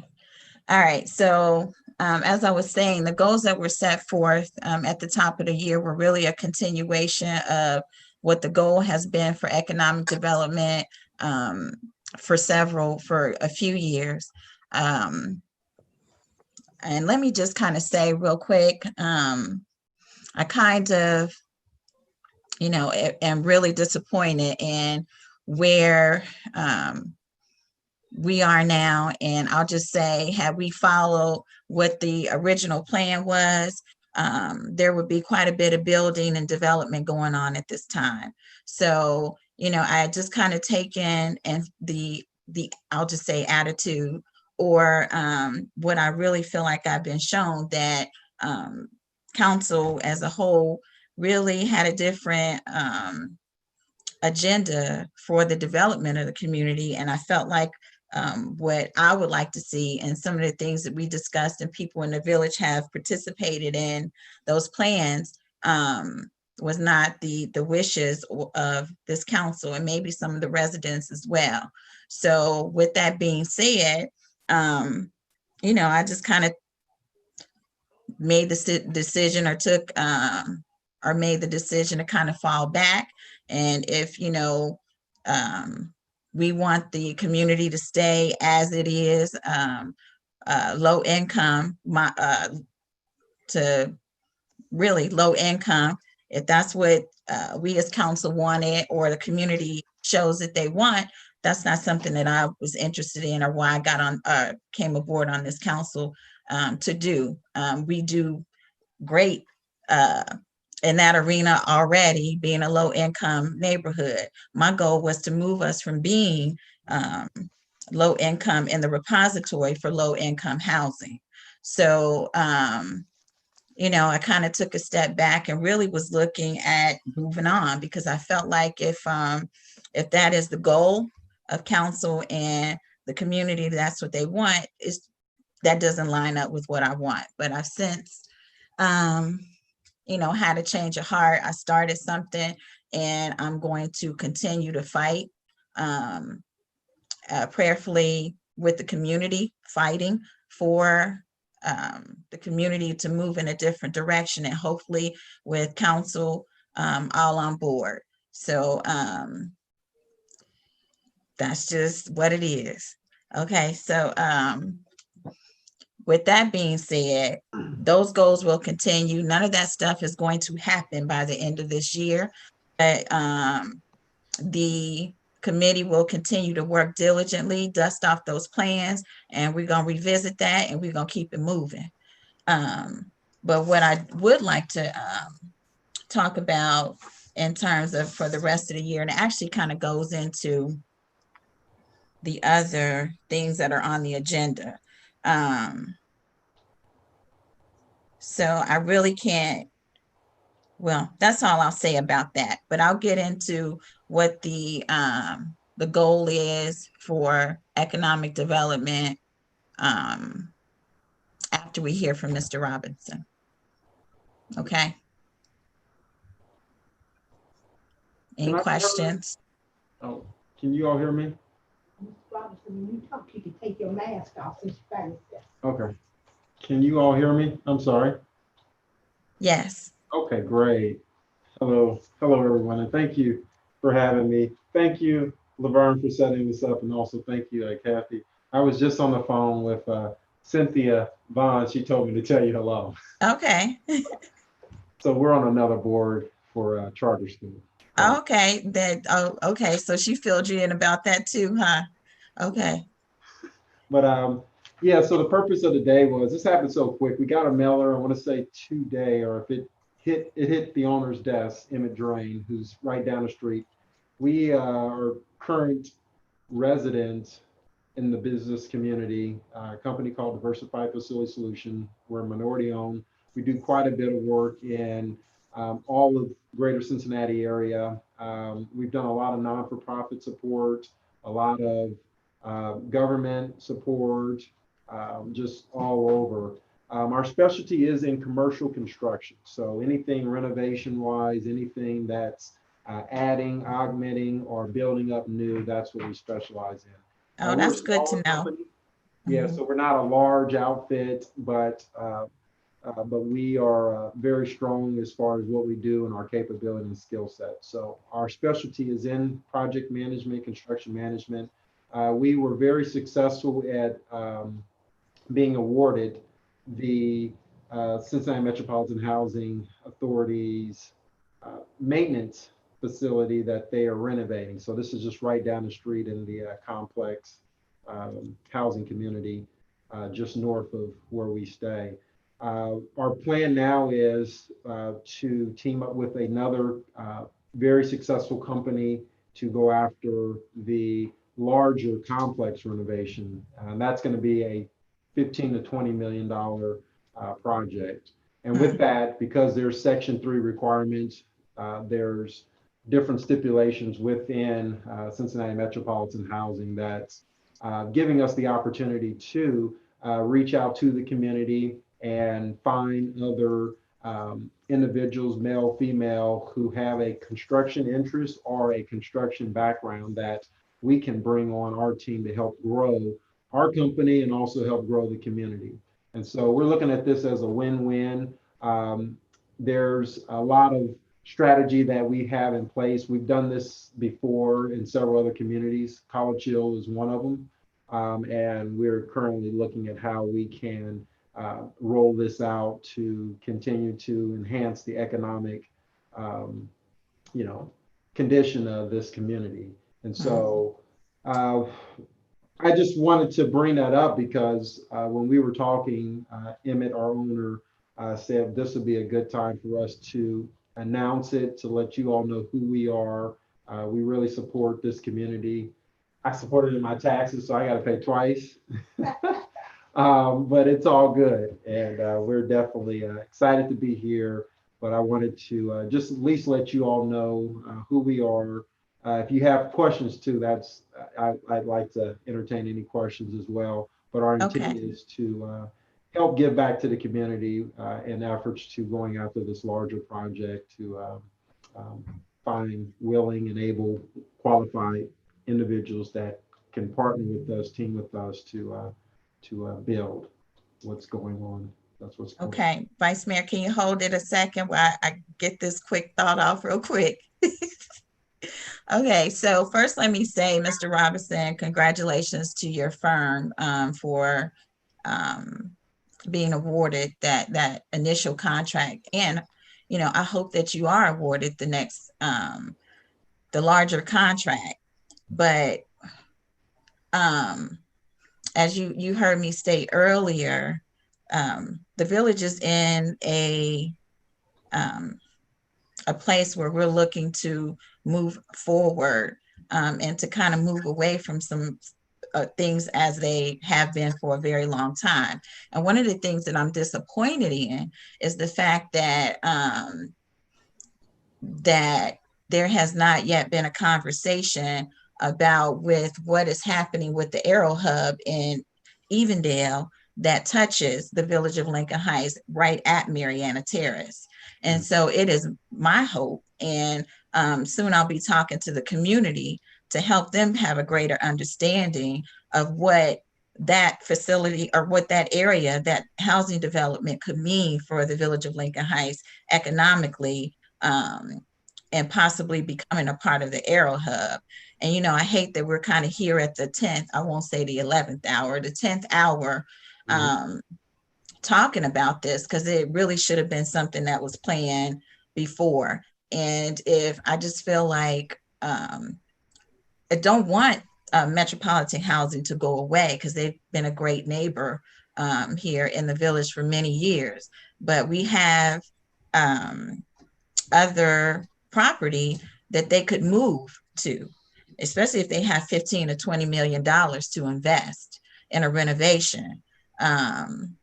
We have another location where we would be able to, put some of that, relocate the people who live there. So that is a conversation that this committee is interested in having with them. And others who are involved. So there's some other things that I wanted to say, but I won't because your guest, your company. So I'll leave it there. But when it happens, I'm hoping it is in a different location within the village, but it is this committee's plan to move forward in whatever way is necessary to make that area a part of the Aero Hub. Ms. Vice Mayor Stinson? Yeah, I had some questions. So you're a minority-owned construction company in Techview, correct? Yes. Okay, and you're looking to hire some people with some construction experience. Would you be willing to apprenticeship with maybe some of our, I didn't realize my video was off, with some of our high school students? Or with something like, could you do something like that? We would entertain any option. We've not dealt with high school students. We have worked with some of the school programs that are more so just, if you will, going in, speaking, encouraging, and educating, doing more so an education component, but not a work component. So this was at Woodward Career Tech, where we came in and kind of spoke to the students, also provided some of our employees to go in there and do their training sessions that they do throughout the year. But what about Youth Bill? Are you familiar with Youth Bill, Easter Seals Youth Bill? Youth Bill, but we've not done anything with that. Okay. Go ahead, Vice Mayor. Because I know a lot of people around the village that can build a house, that could do roofs, they masonry work. What credentials do they need? Because sometimes people can do things, but they don't have that piece of paper to say that I can do this. Right. So would that just be their experience? And I really want you to look into helping our youth, our young men that may not go off to the military or off to college. You can't get experience unless somebody give it to you. I'd like to see them get an opportunity to learn that trade. That's an awesome trade. And if you get them while they're at like that high school, junior, senior year, and I just think that would be a positive thing for our young people. And that's it. That's all. Yeah, so that's fine. We're entertaining a lot of different angles and options. We're limited, obviously, to what the, if you will, the requirements and the stipulations are within our contract. But with that, we're looking at creative ways as to how we can implement some of these strategies. And so we are looking for options. We're entertaining it now versus after the fact, just to find out what's out here. What is some of the talent? The project that we were awarded with CMHA, this the office maintenance facility that we're planning on renovating within the next few months. We reached out to Lincoln Heights Baptist. There was a couple board members that knew a couple people, some painters and just some other individuals. So we got a chance to reach out to them and inform them about it and also get them on board with some of the smaller trades. But yeah, it's going to be a combination. We are looking for people who have a company who we can subcontract out things. We are also looking for labor support. If there are some people who have carpentry support, that's even better. But it's going to be a combination of how we can strategize what's best for us, what's best for the community. So it's just got to be a balance to make sure that we can make sure everybody it's a win-win for everyone. Okay, go ahead, Vice Mayor. Okay, okay. I heard you say that you may not be able to because of contract through your company or the CMHA company. Because I'm not just trying to find a job for these people to build or to work for that project. I'm trying to find you some people that you could have for your company. I want some long-term jobs for our folks. I don't just want a project. I want a career. Is that something that you're looking for, or you just want some people to help you with this?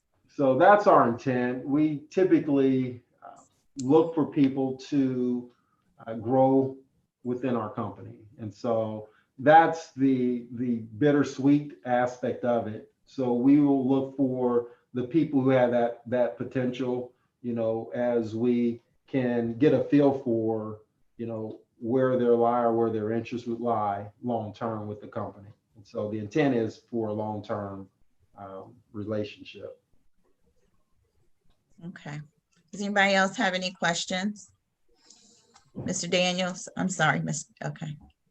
The hand has been up. I'm sorry, I didn't see you. I didn't see That it. hand has been up for 15 minutes now. I'm sorry, okay? I did not see it. Go ahead.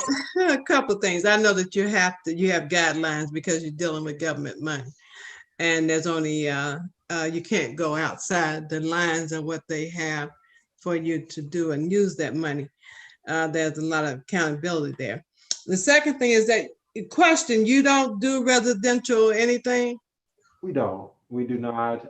When we say residential, we're talking about single family housing or anything less than 4 units. If it's a large enough outfit that will give us the opportunity to stay longer on the project and have more spend, it would be a strategy that we would consider. We've done some work for Talbot House. We did it was an 8-unit build out. There was a fire, so we came in and did the restoration of that. This was on Sycamore, right just outside of downtown. But it's very rare. We won't do anything kind of like a Habitat for Humanity. We won't compete in that market. That's not our model. Okay. And I'll just ask, before you leave, can you put your card in my mailbox in that room? Yes, I can definitely do that. Mm-hmm. Okay. I have a leave behind as well, just so you all can have more information about it. Feel free to contact us with any questions. Okay. Mr. Daniels? I can't hear you.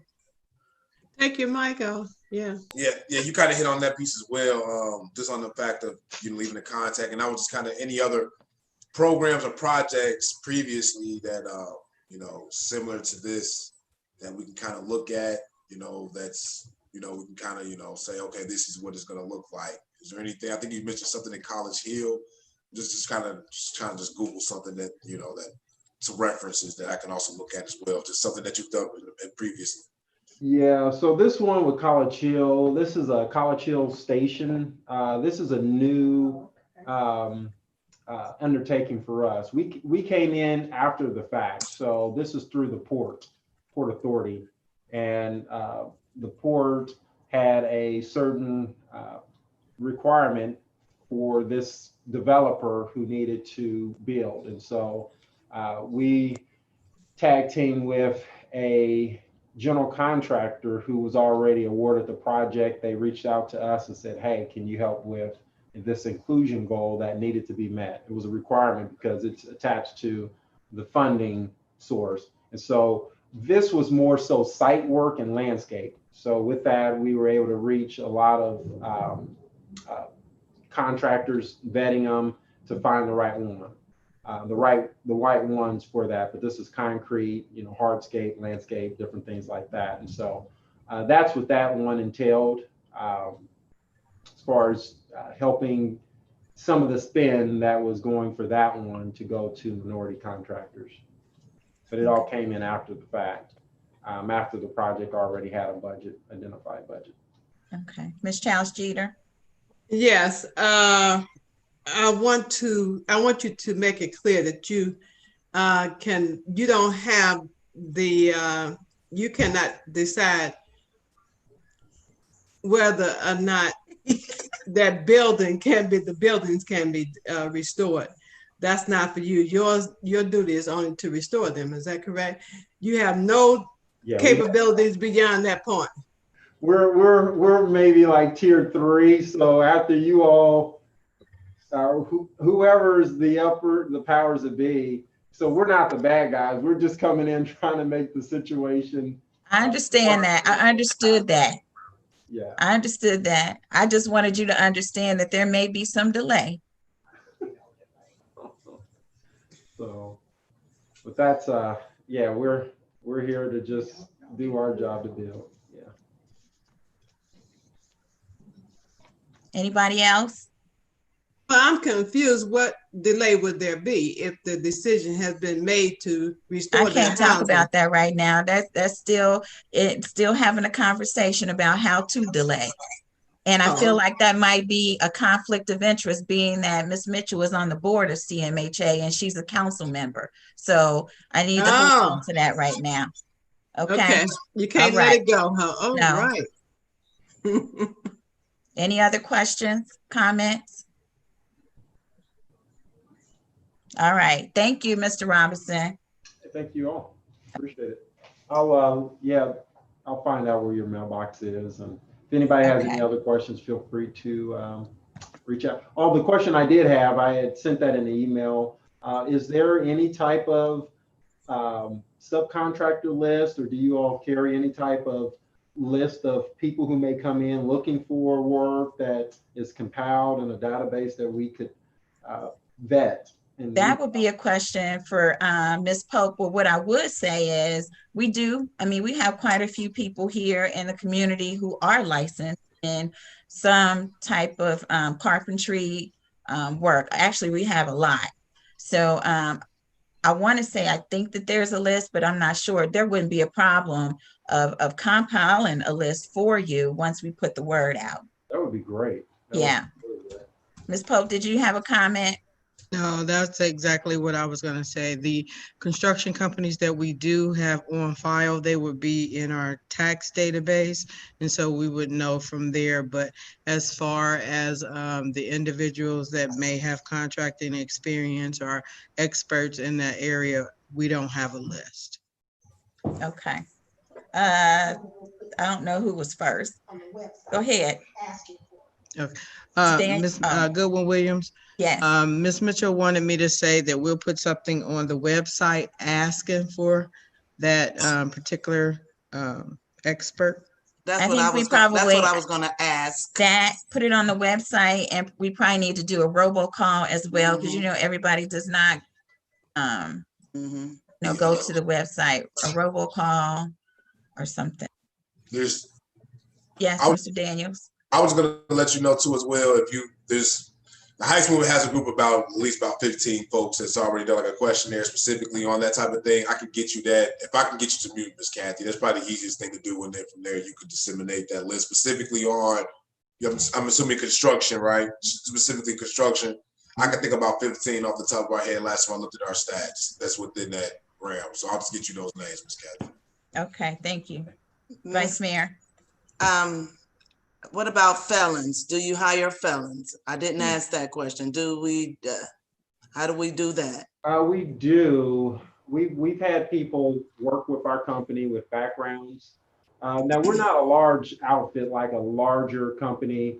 And so our private work is where we would put them on.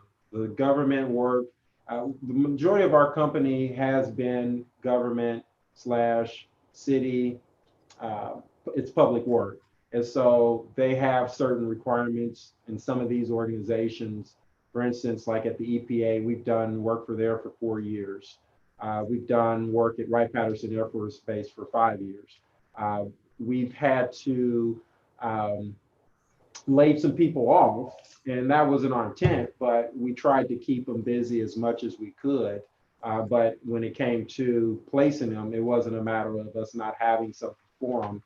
It was a matter of, the security or the locations that we were moving to renovate, and some of those spaces required certain levels of security, and the government had denied access to some of those individuals. So, unfortunately. Okay. Anybody else? Okay. Thank you again. All right, thank you all. Robinson.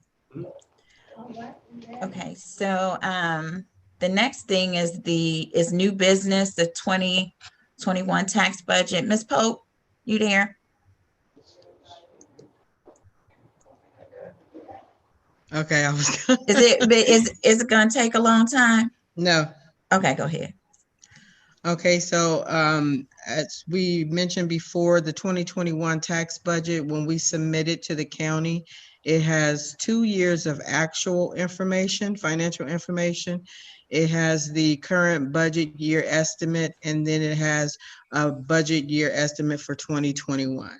So in the infrastructure levy, coming into 2020, we had a balance of 121,000. So far this year in receipts, we received 60,000. No, 80,000. So we're estimating that we're going to get another 80,000 in September. So with the infrastructure levy, we're using that for things such as road repairs, catch basin repairs, and the contractors' fees for such things.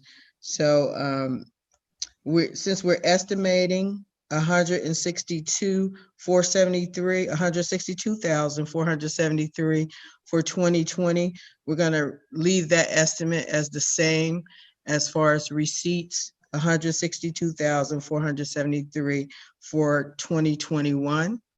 And then everything we're leaving the same for 2021 because of this COVID situation, 19 situation. And so we're just estimating everything the same as far as receipts and expenditures. So we have 162,473 estimated for 2021, and we have that same amount as far as expenditures, 162,473.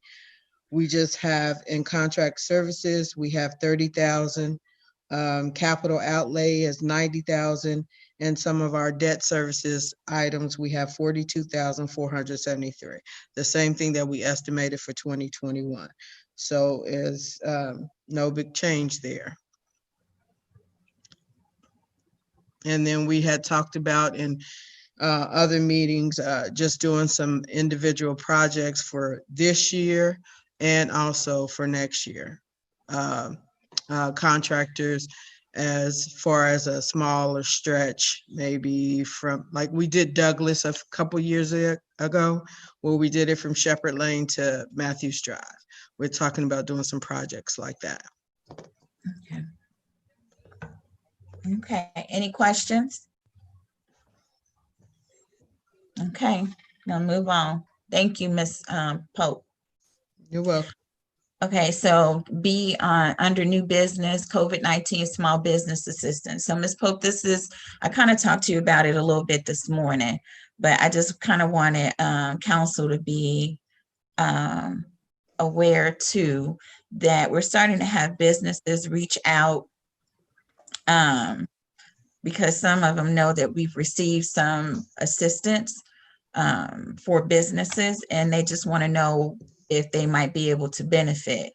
So there's one business owner that I called Ms. Pope on behalf of this morning to see if there was any monies available to help businesses who had to shut down because of COVID-19 in the community, some of our mom and pop businesses. So we don't have to have a full out discussion about it now, but just if, we could kind of take a look and see if any of that's possible in any way.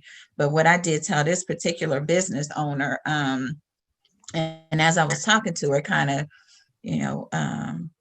God kind of put something on my heart. I'm like, Lord, do I really have time to do that? So, and I shared with her that I was successful in securing the Paycheck Protection small business loan. And so I told her that I would help her submit her paperwork. I mean, I can't guarantee she's going to get the loan, but, just to help her, because in the way that she went through the process before, she wasn't successful.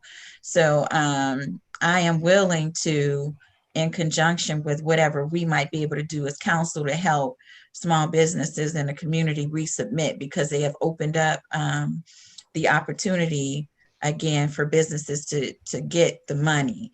And, so if there are businesses out there I will help you do the paperwork to submit the loan, but only if you are current on your village taxes. If you're not current on your taxes, I can't help you with that. So yeah, you have to be in right standing. So, and that's me personally, not me saying that on this committee's behalf. So Ms. Pope, have you found out anything else since we talked about it? No, I haven't. I know we already talked about the one that we send out the email notification to all our small businesses, the one that Denise Driehaus had sent to us. And there was a second notice for a different program. I just have to look back on my emails that we sent for the small businesses, but. Okay. And I was, just so that people know, I was referring to the federal program. And, I told her that I would want to start with that one because the pot of money is greater. There's a greater opportunity. And if you receive one, then you won't be eligible for the other. Right. So, okay. So just putting that out there for that. And hopefully we can do something to help smaller businesses. And I think that would help legitimize business, because there are some people who are still operating out of their homes illegally.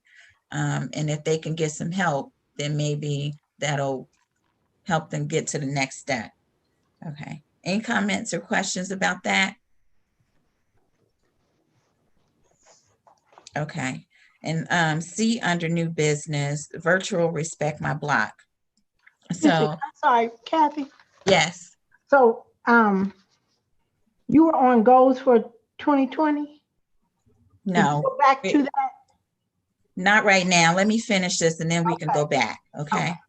All right. So the virtual Respect My Block, I am asking, I'm not sure who I'm asking, if I'm asking Ms. Childs Jeter or Vice Mayor to if you could loan that to me or allow me to kind of step in and do something when we come back in September through the end of the year, I think maybe.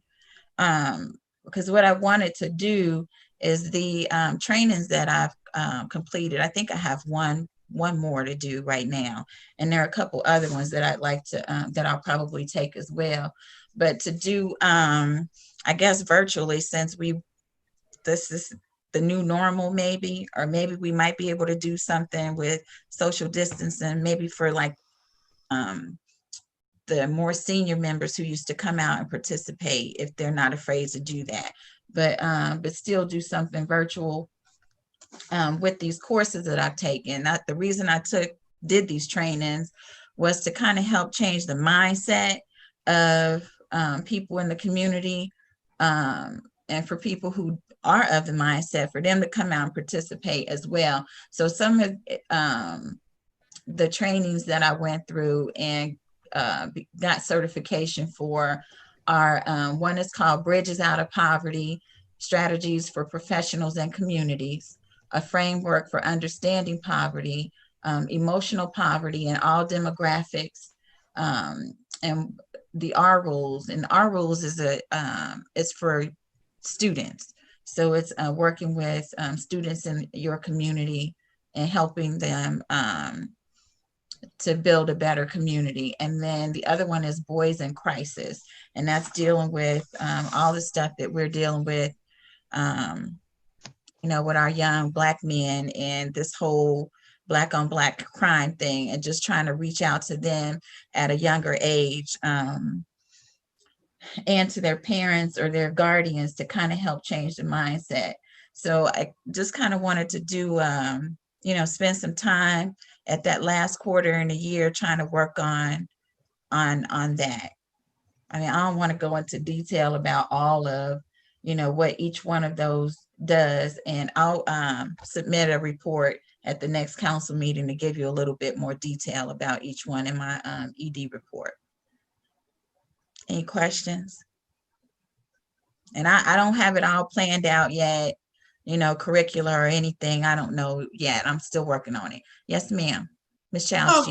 What I think you're saying, and what I know you're saying, is that you're talking about educational series to inform our public and put them in a mindset where we can move forward in our Yes. thinking. So I always think that's a great idea, but I don't own Respect My Block. I turned that over to Ms. Stinson. My piece is just to get the census done and get the vote out and voter registration. And that's it. So I'm okay, but you have to get permission from Ms. Jeannie. All right, well, Vice Mayor, we're gonna do this together. That's fine. That's a great topic. I'm with that. Okay. Starting in September? Yes. Okay. Okay. Any other questions? Yes, Mr. Daniels. Just want to volunteer any way I can help or any way, please just loop me in those conversations, and I would love to also reach out to help anywhere I can. Yep. Okay. And so I'll even say, if you're not planning to, go anywhere or use your training dollars traveling, I would ask you to look into some of those trainings and certifications. So yes, Vice Mayor. Okay, yeah, because I'm going to look into some of them. Also, if you could come up with an agenda or something so that we could have something to share when we do get ready to generate people to participate. Yeah, I'm working on it. Okay. The sooner we get the information out to them, probably the better that we can get more participants. Okay. So we can also set it up where that if it's a virtual thing and you attended a session, you get X amount of points, and maybe there's a gift that a community person might want to give to the person who has attended the most, or people, so make it innovative and exciting. Okay. Lunch at Scotty's or something. I like that idea. Okay, that sounds good. Good idea. Madam Chair. Yes. I think that's a good idea that you're talking about. But I guess it's for you and Vice Mayor Stinson. So, what y'all plan to do it in September, we have a lot of seniors when it comes to their medical insurances. I think that's close to the open enrollment. Well, some of them, their Medicare, I know you do the life insurance thing, but a lot of them are paying too much for their insurance. And I think it's an opportunity that we've been talking about in the past of reaching out to AARP. And we don't have to do that. I'm licensed, Mayor. I'm licensed, and actually that's my specialty is dual eligible Medicare, Medicaid. And I'll be able to answer all their questions. So that could be the first one. Yeah, exactly. Because that'd be something, because a lot of them, I know when it came to my parents, I had to help them try to find a cheaper supplemental insurance. So I think that'd be a good thing to incorporate. Okay, we can do an education, series on that, because it is difficult to navigate and understand. And people don't always know all the benefits of the plans, or, which ones. Some people will get out of one and get into something, and their doctors aren't in the plan, or the medications aren't covered. So yeah, I can help with that too. Yep. Okay. Thank you. Anybody else? Okay, Ms. Mitchell, we can go back to what was it you wanted to revisit? The 2020 goals. Okay, yes, ma'am. So I would like for us to put on there that we need to look at putting out an RFP for Martin Luther King Estates. So we have at least 3 lots there. We actually have 4, but one of them's on the Van Buren side and probably cannot be built on. But we definitely got 3 good lots. And of course, there are 2 others that are not owned by the village. However, that doesn't mean that we cannot approach those owners to participate in it, whether they give us the lots or give them to whoever gets the RFP. But I think it is extremely important that we put out an RFP, have the manager do that. If we need to, if we need a motion to make that recommendation to council, so that is something that happens. I mean, to me, it's a win-win situation. Okay, is that a motion? Is that a motion? Motion that we recommend to council that we put out an RFP for Martin Luther King Estates completion. Second. It's been moved in second. Yeah. All in favor? Aye. Aye. Aye. Okay. Thank you, Ms. Mitchell. Okay. Miss Randolph got a hand up. Okay, yes, ma'am. We can't hear you. Take your mute off. I'm sorry, Madam Chair, can you tell me what RFP stands for? Request for proposals. Thank you.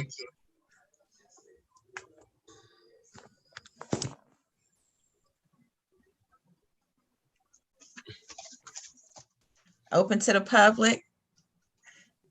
Okay, we did that already. I guess, yeah. Okay. Any miscellaneous business?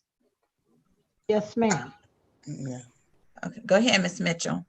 So I'd like to ask Ms. Pope where we are with the CDAP. I mean, are we, where are we? Do we still have the funds? Are we going to lose the funds because we haven't forged ahead on it?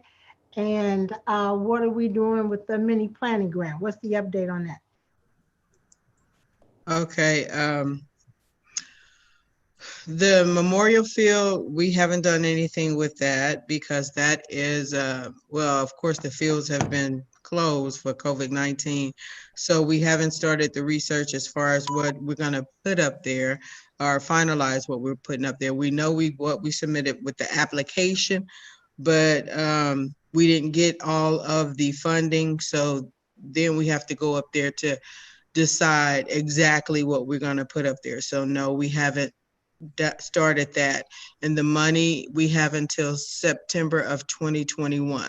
Excuse me, Ms. Pope, I wasn't talking about the ODNR for Nature Works. Oh, okay, I'm sorry. CDAP with Hamilton County, CDAP and the mini planning grants. Oh, okay, I'm sorry.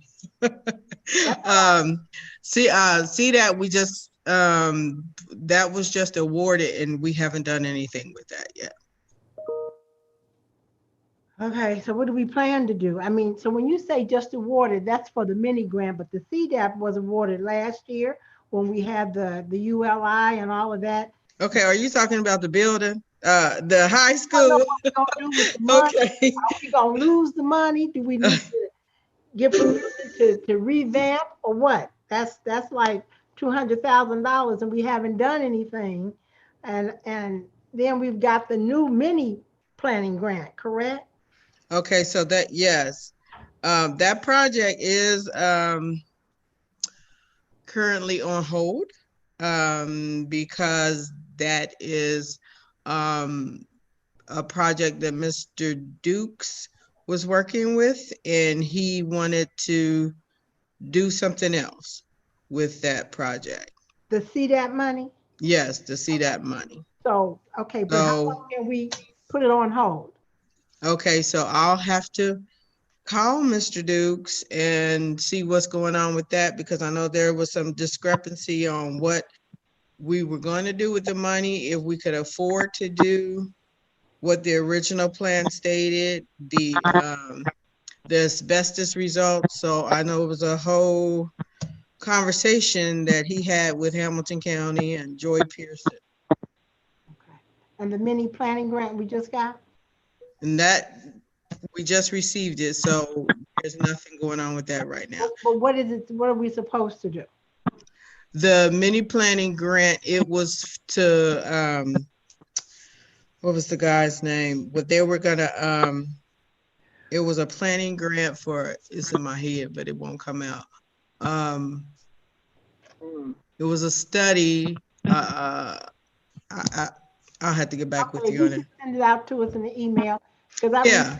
I know it was a study, but I don't know. It was a study of, was it a transportation study? I don't know. Before I say anything, I'll just look that up. Okay.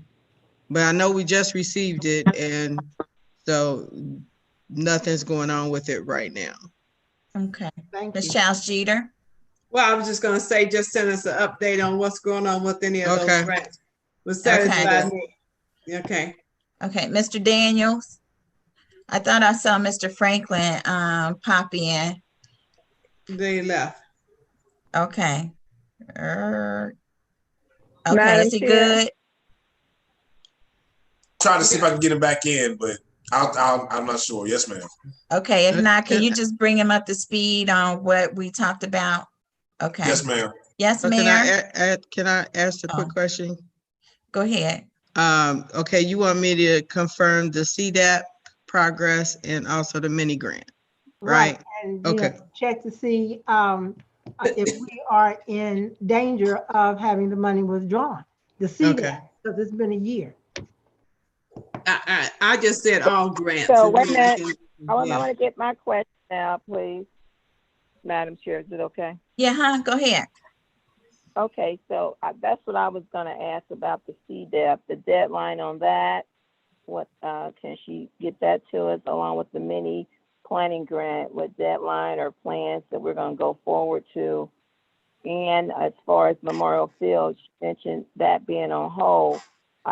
We need to find out how we're going to take it out of hold, because we may as well take advantage of the season, even though we're in COVID. We don't want to start talking about it December. So I think we need to try to decide what we're going to do.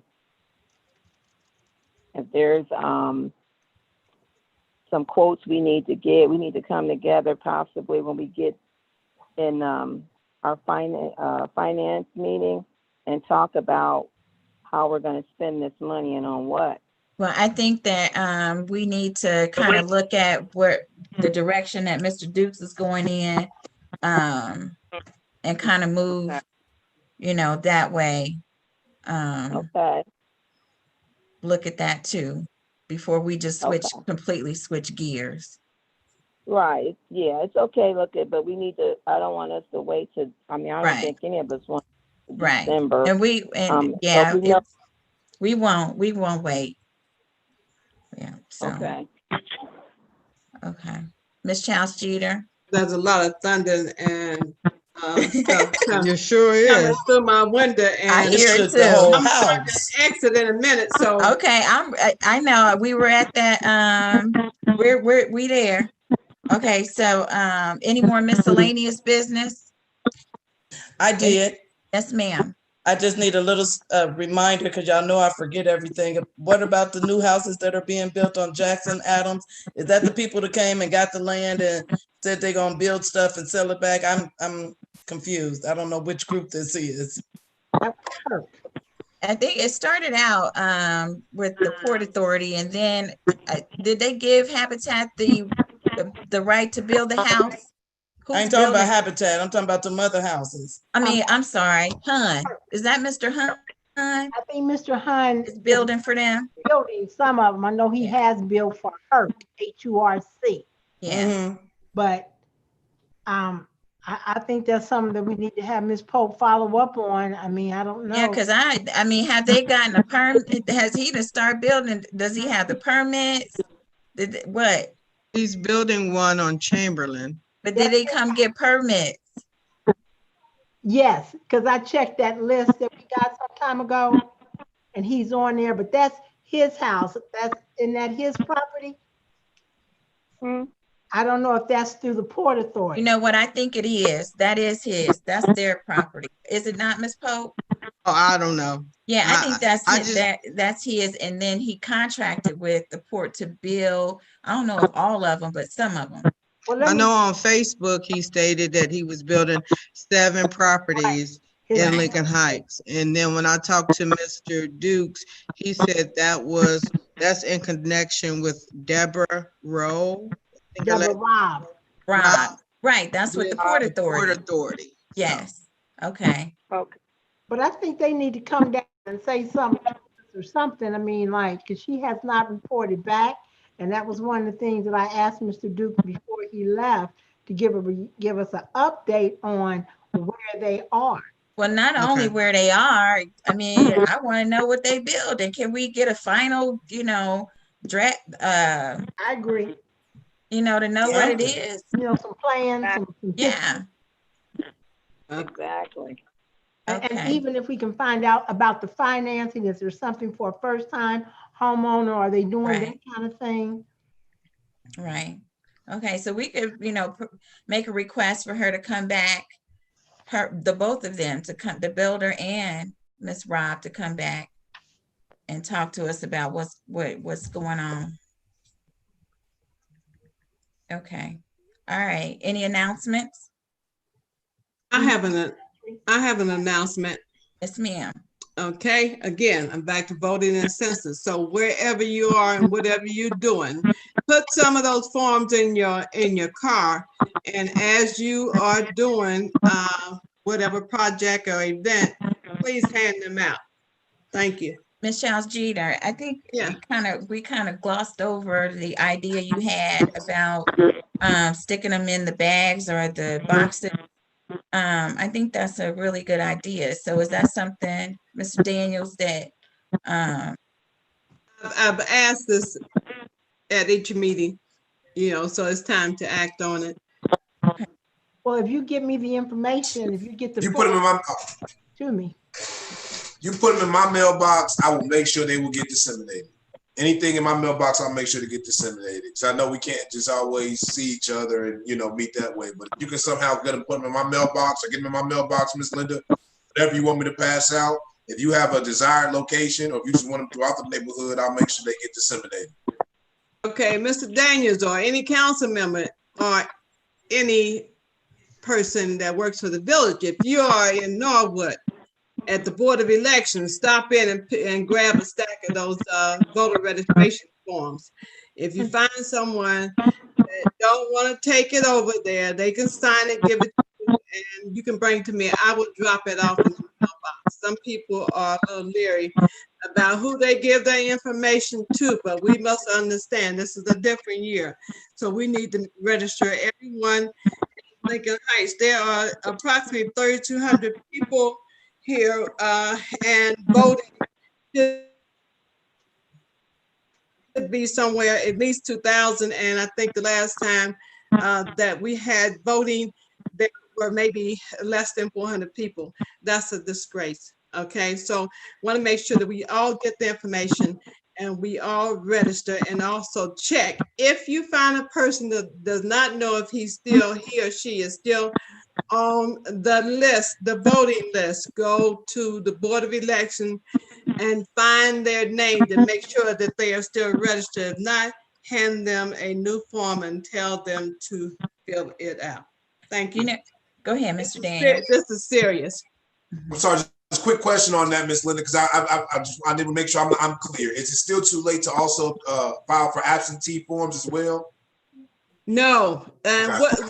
What would happen is you can go online and get your absentee form, fill it out, drop it off over there, and you can always go back and check to see if they have received your absentee request, and you can see when it's mailed out, and when you send it back, you can see that they have received it. So we all need to use our tools that we have in order to make sure that every single person out here is ready to vote. We cannot tell folks how to vote, but we must vote. No vote, no voice. We need our voices to be heard, and we need them to be heard loud. So I want you to take it serious.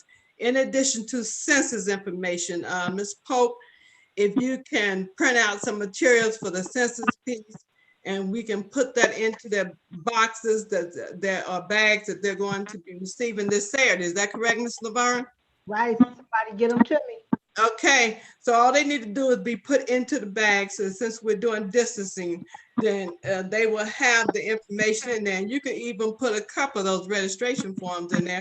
So in case they know somebody who has not registered to vote, it's time for us to do what we could not do a long time ago, and that's vote. Take it serious, folks. Thank you, Ms. Charles Jeter. And just a note on that,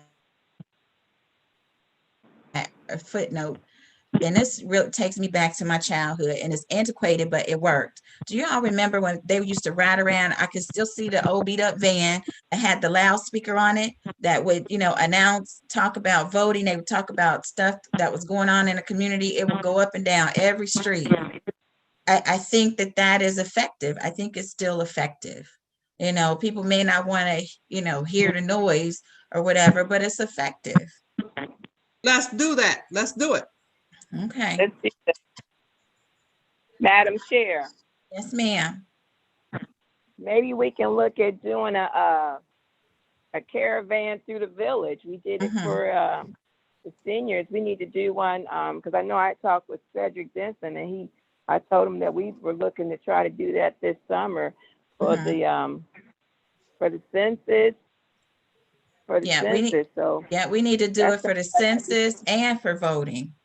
I think it would be effective, you know, and you won't just be hearing it one time. You're gonna hear it at least 20 times before it gets 3 streets away from you. Yeah, yes, Ms. Chowski. Madam Mayor, Madam Chair, and all who is in front of me, that is the plan. And we're also going to put some pink and green in there.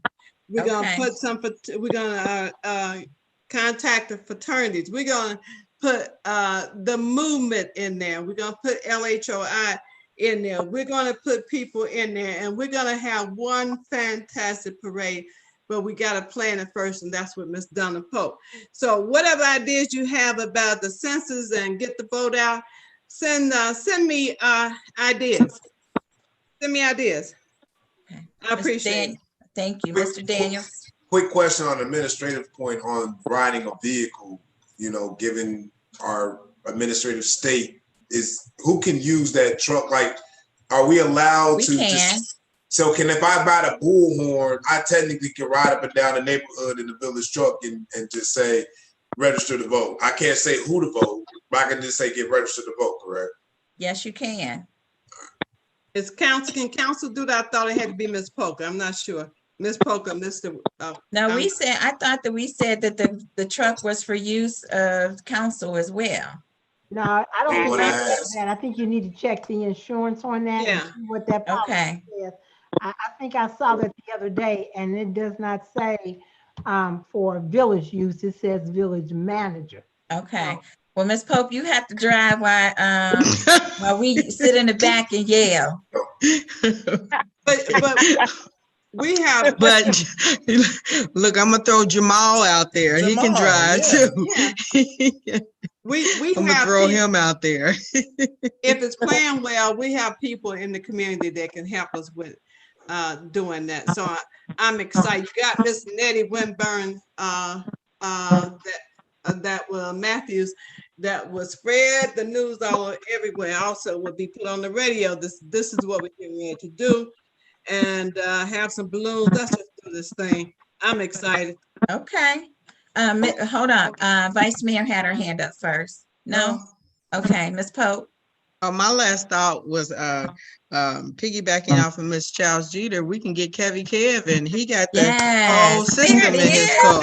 There it is. Somebody can be in there announcing. There it is. He has a new truck. And he has the system. You know what I'm saying? There it is. Yeah. Okay. There we go. We had it. There it is. See what happens when we all come together. Before that. What'd you say, Mr. Daniels? Oh, say that again, Mayor. Oh, I was just saying we can use Miss Baber's route because she hit almost every street. Okay. She was speeding though, but yeah, we have to slow that down. Okay. But yeah, if she slowed it down, she had the perfect route to make sure she was visible all throughout the village. So we just Mr. Daniels. I was just asking, I was just making sure I was clear. We're not talking about the Lincoln Heights Day Parade, right? We're talking about something before that, right? Okay, No. Yeah. Just a caravan. Yes, ma'am. Yeah. Miss Jeter. Well, I was gonna say something maybe in August because it's gonna take us a month or so to plan this and everybody get on board. So get those legs moving. Black Lives Matter. Put them in there. All right. Okay, if all minds and hearts are clear, motion for adjournment. I move for adjournment. Okay. I second. All right, all in favor? Aye. Bye, y'all. Bye-bye. Good meeting, Kathy. Thank you. Good meeting. All right, bye, y'all. All right, Miss Donna. Good night. Oh, I muted myself. Okay.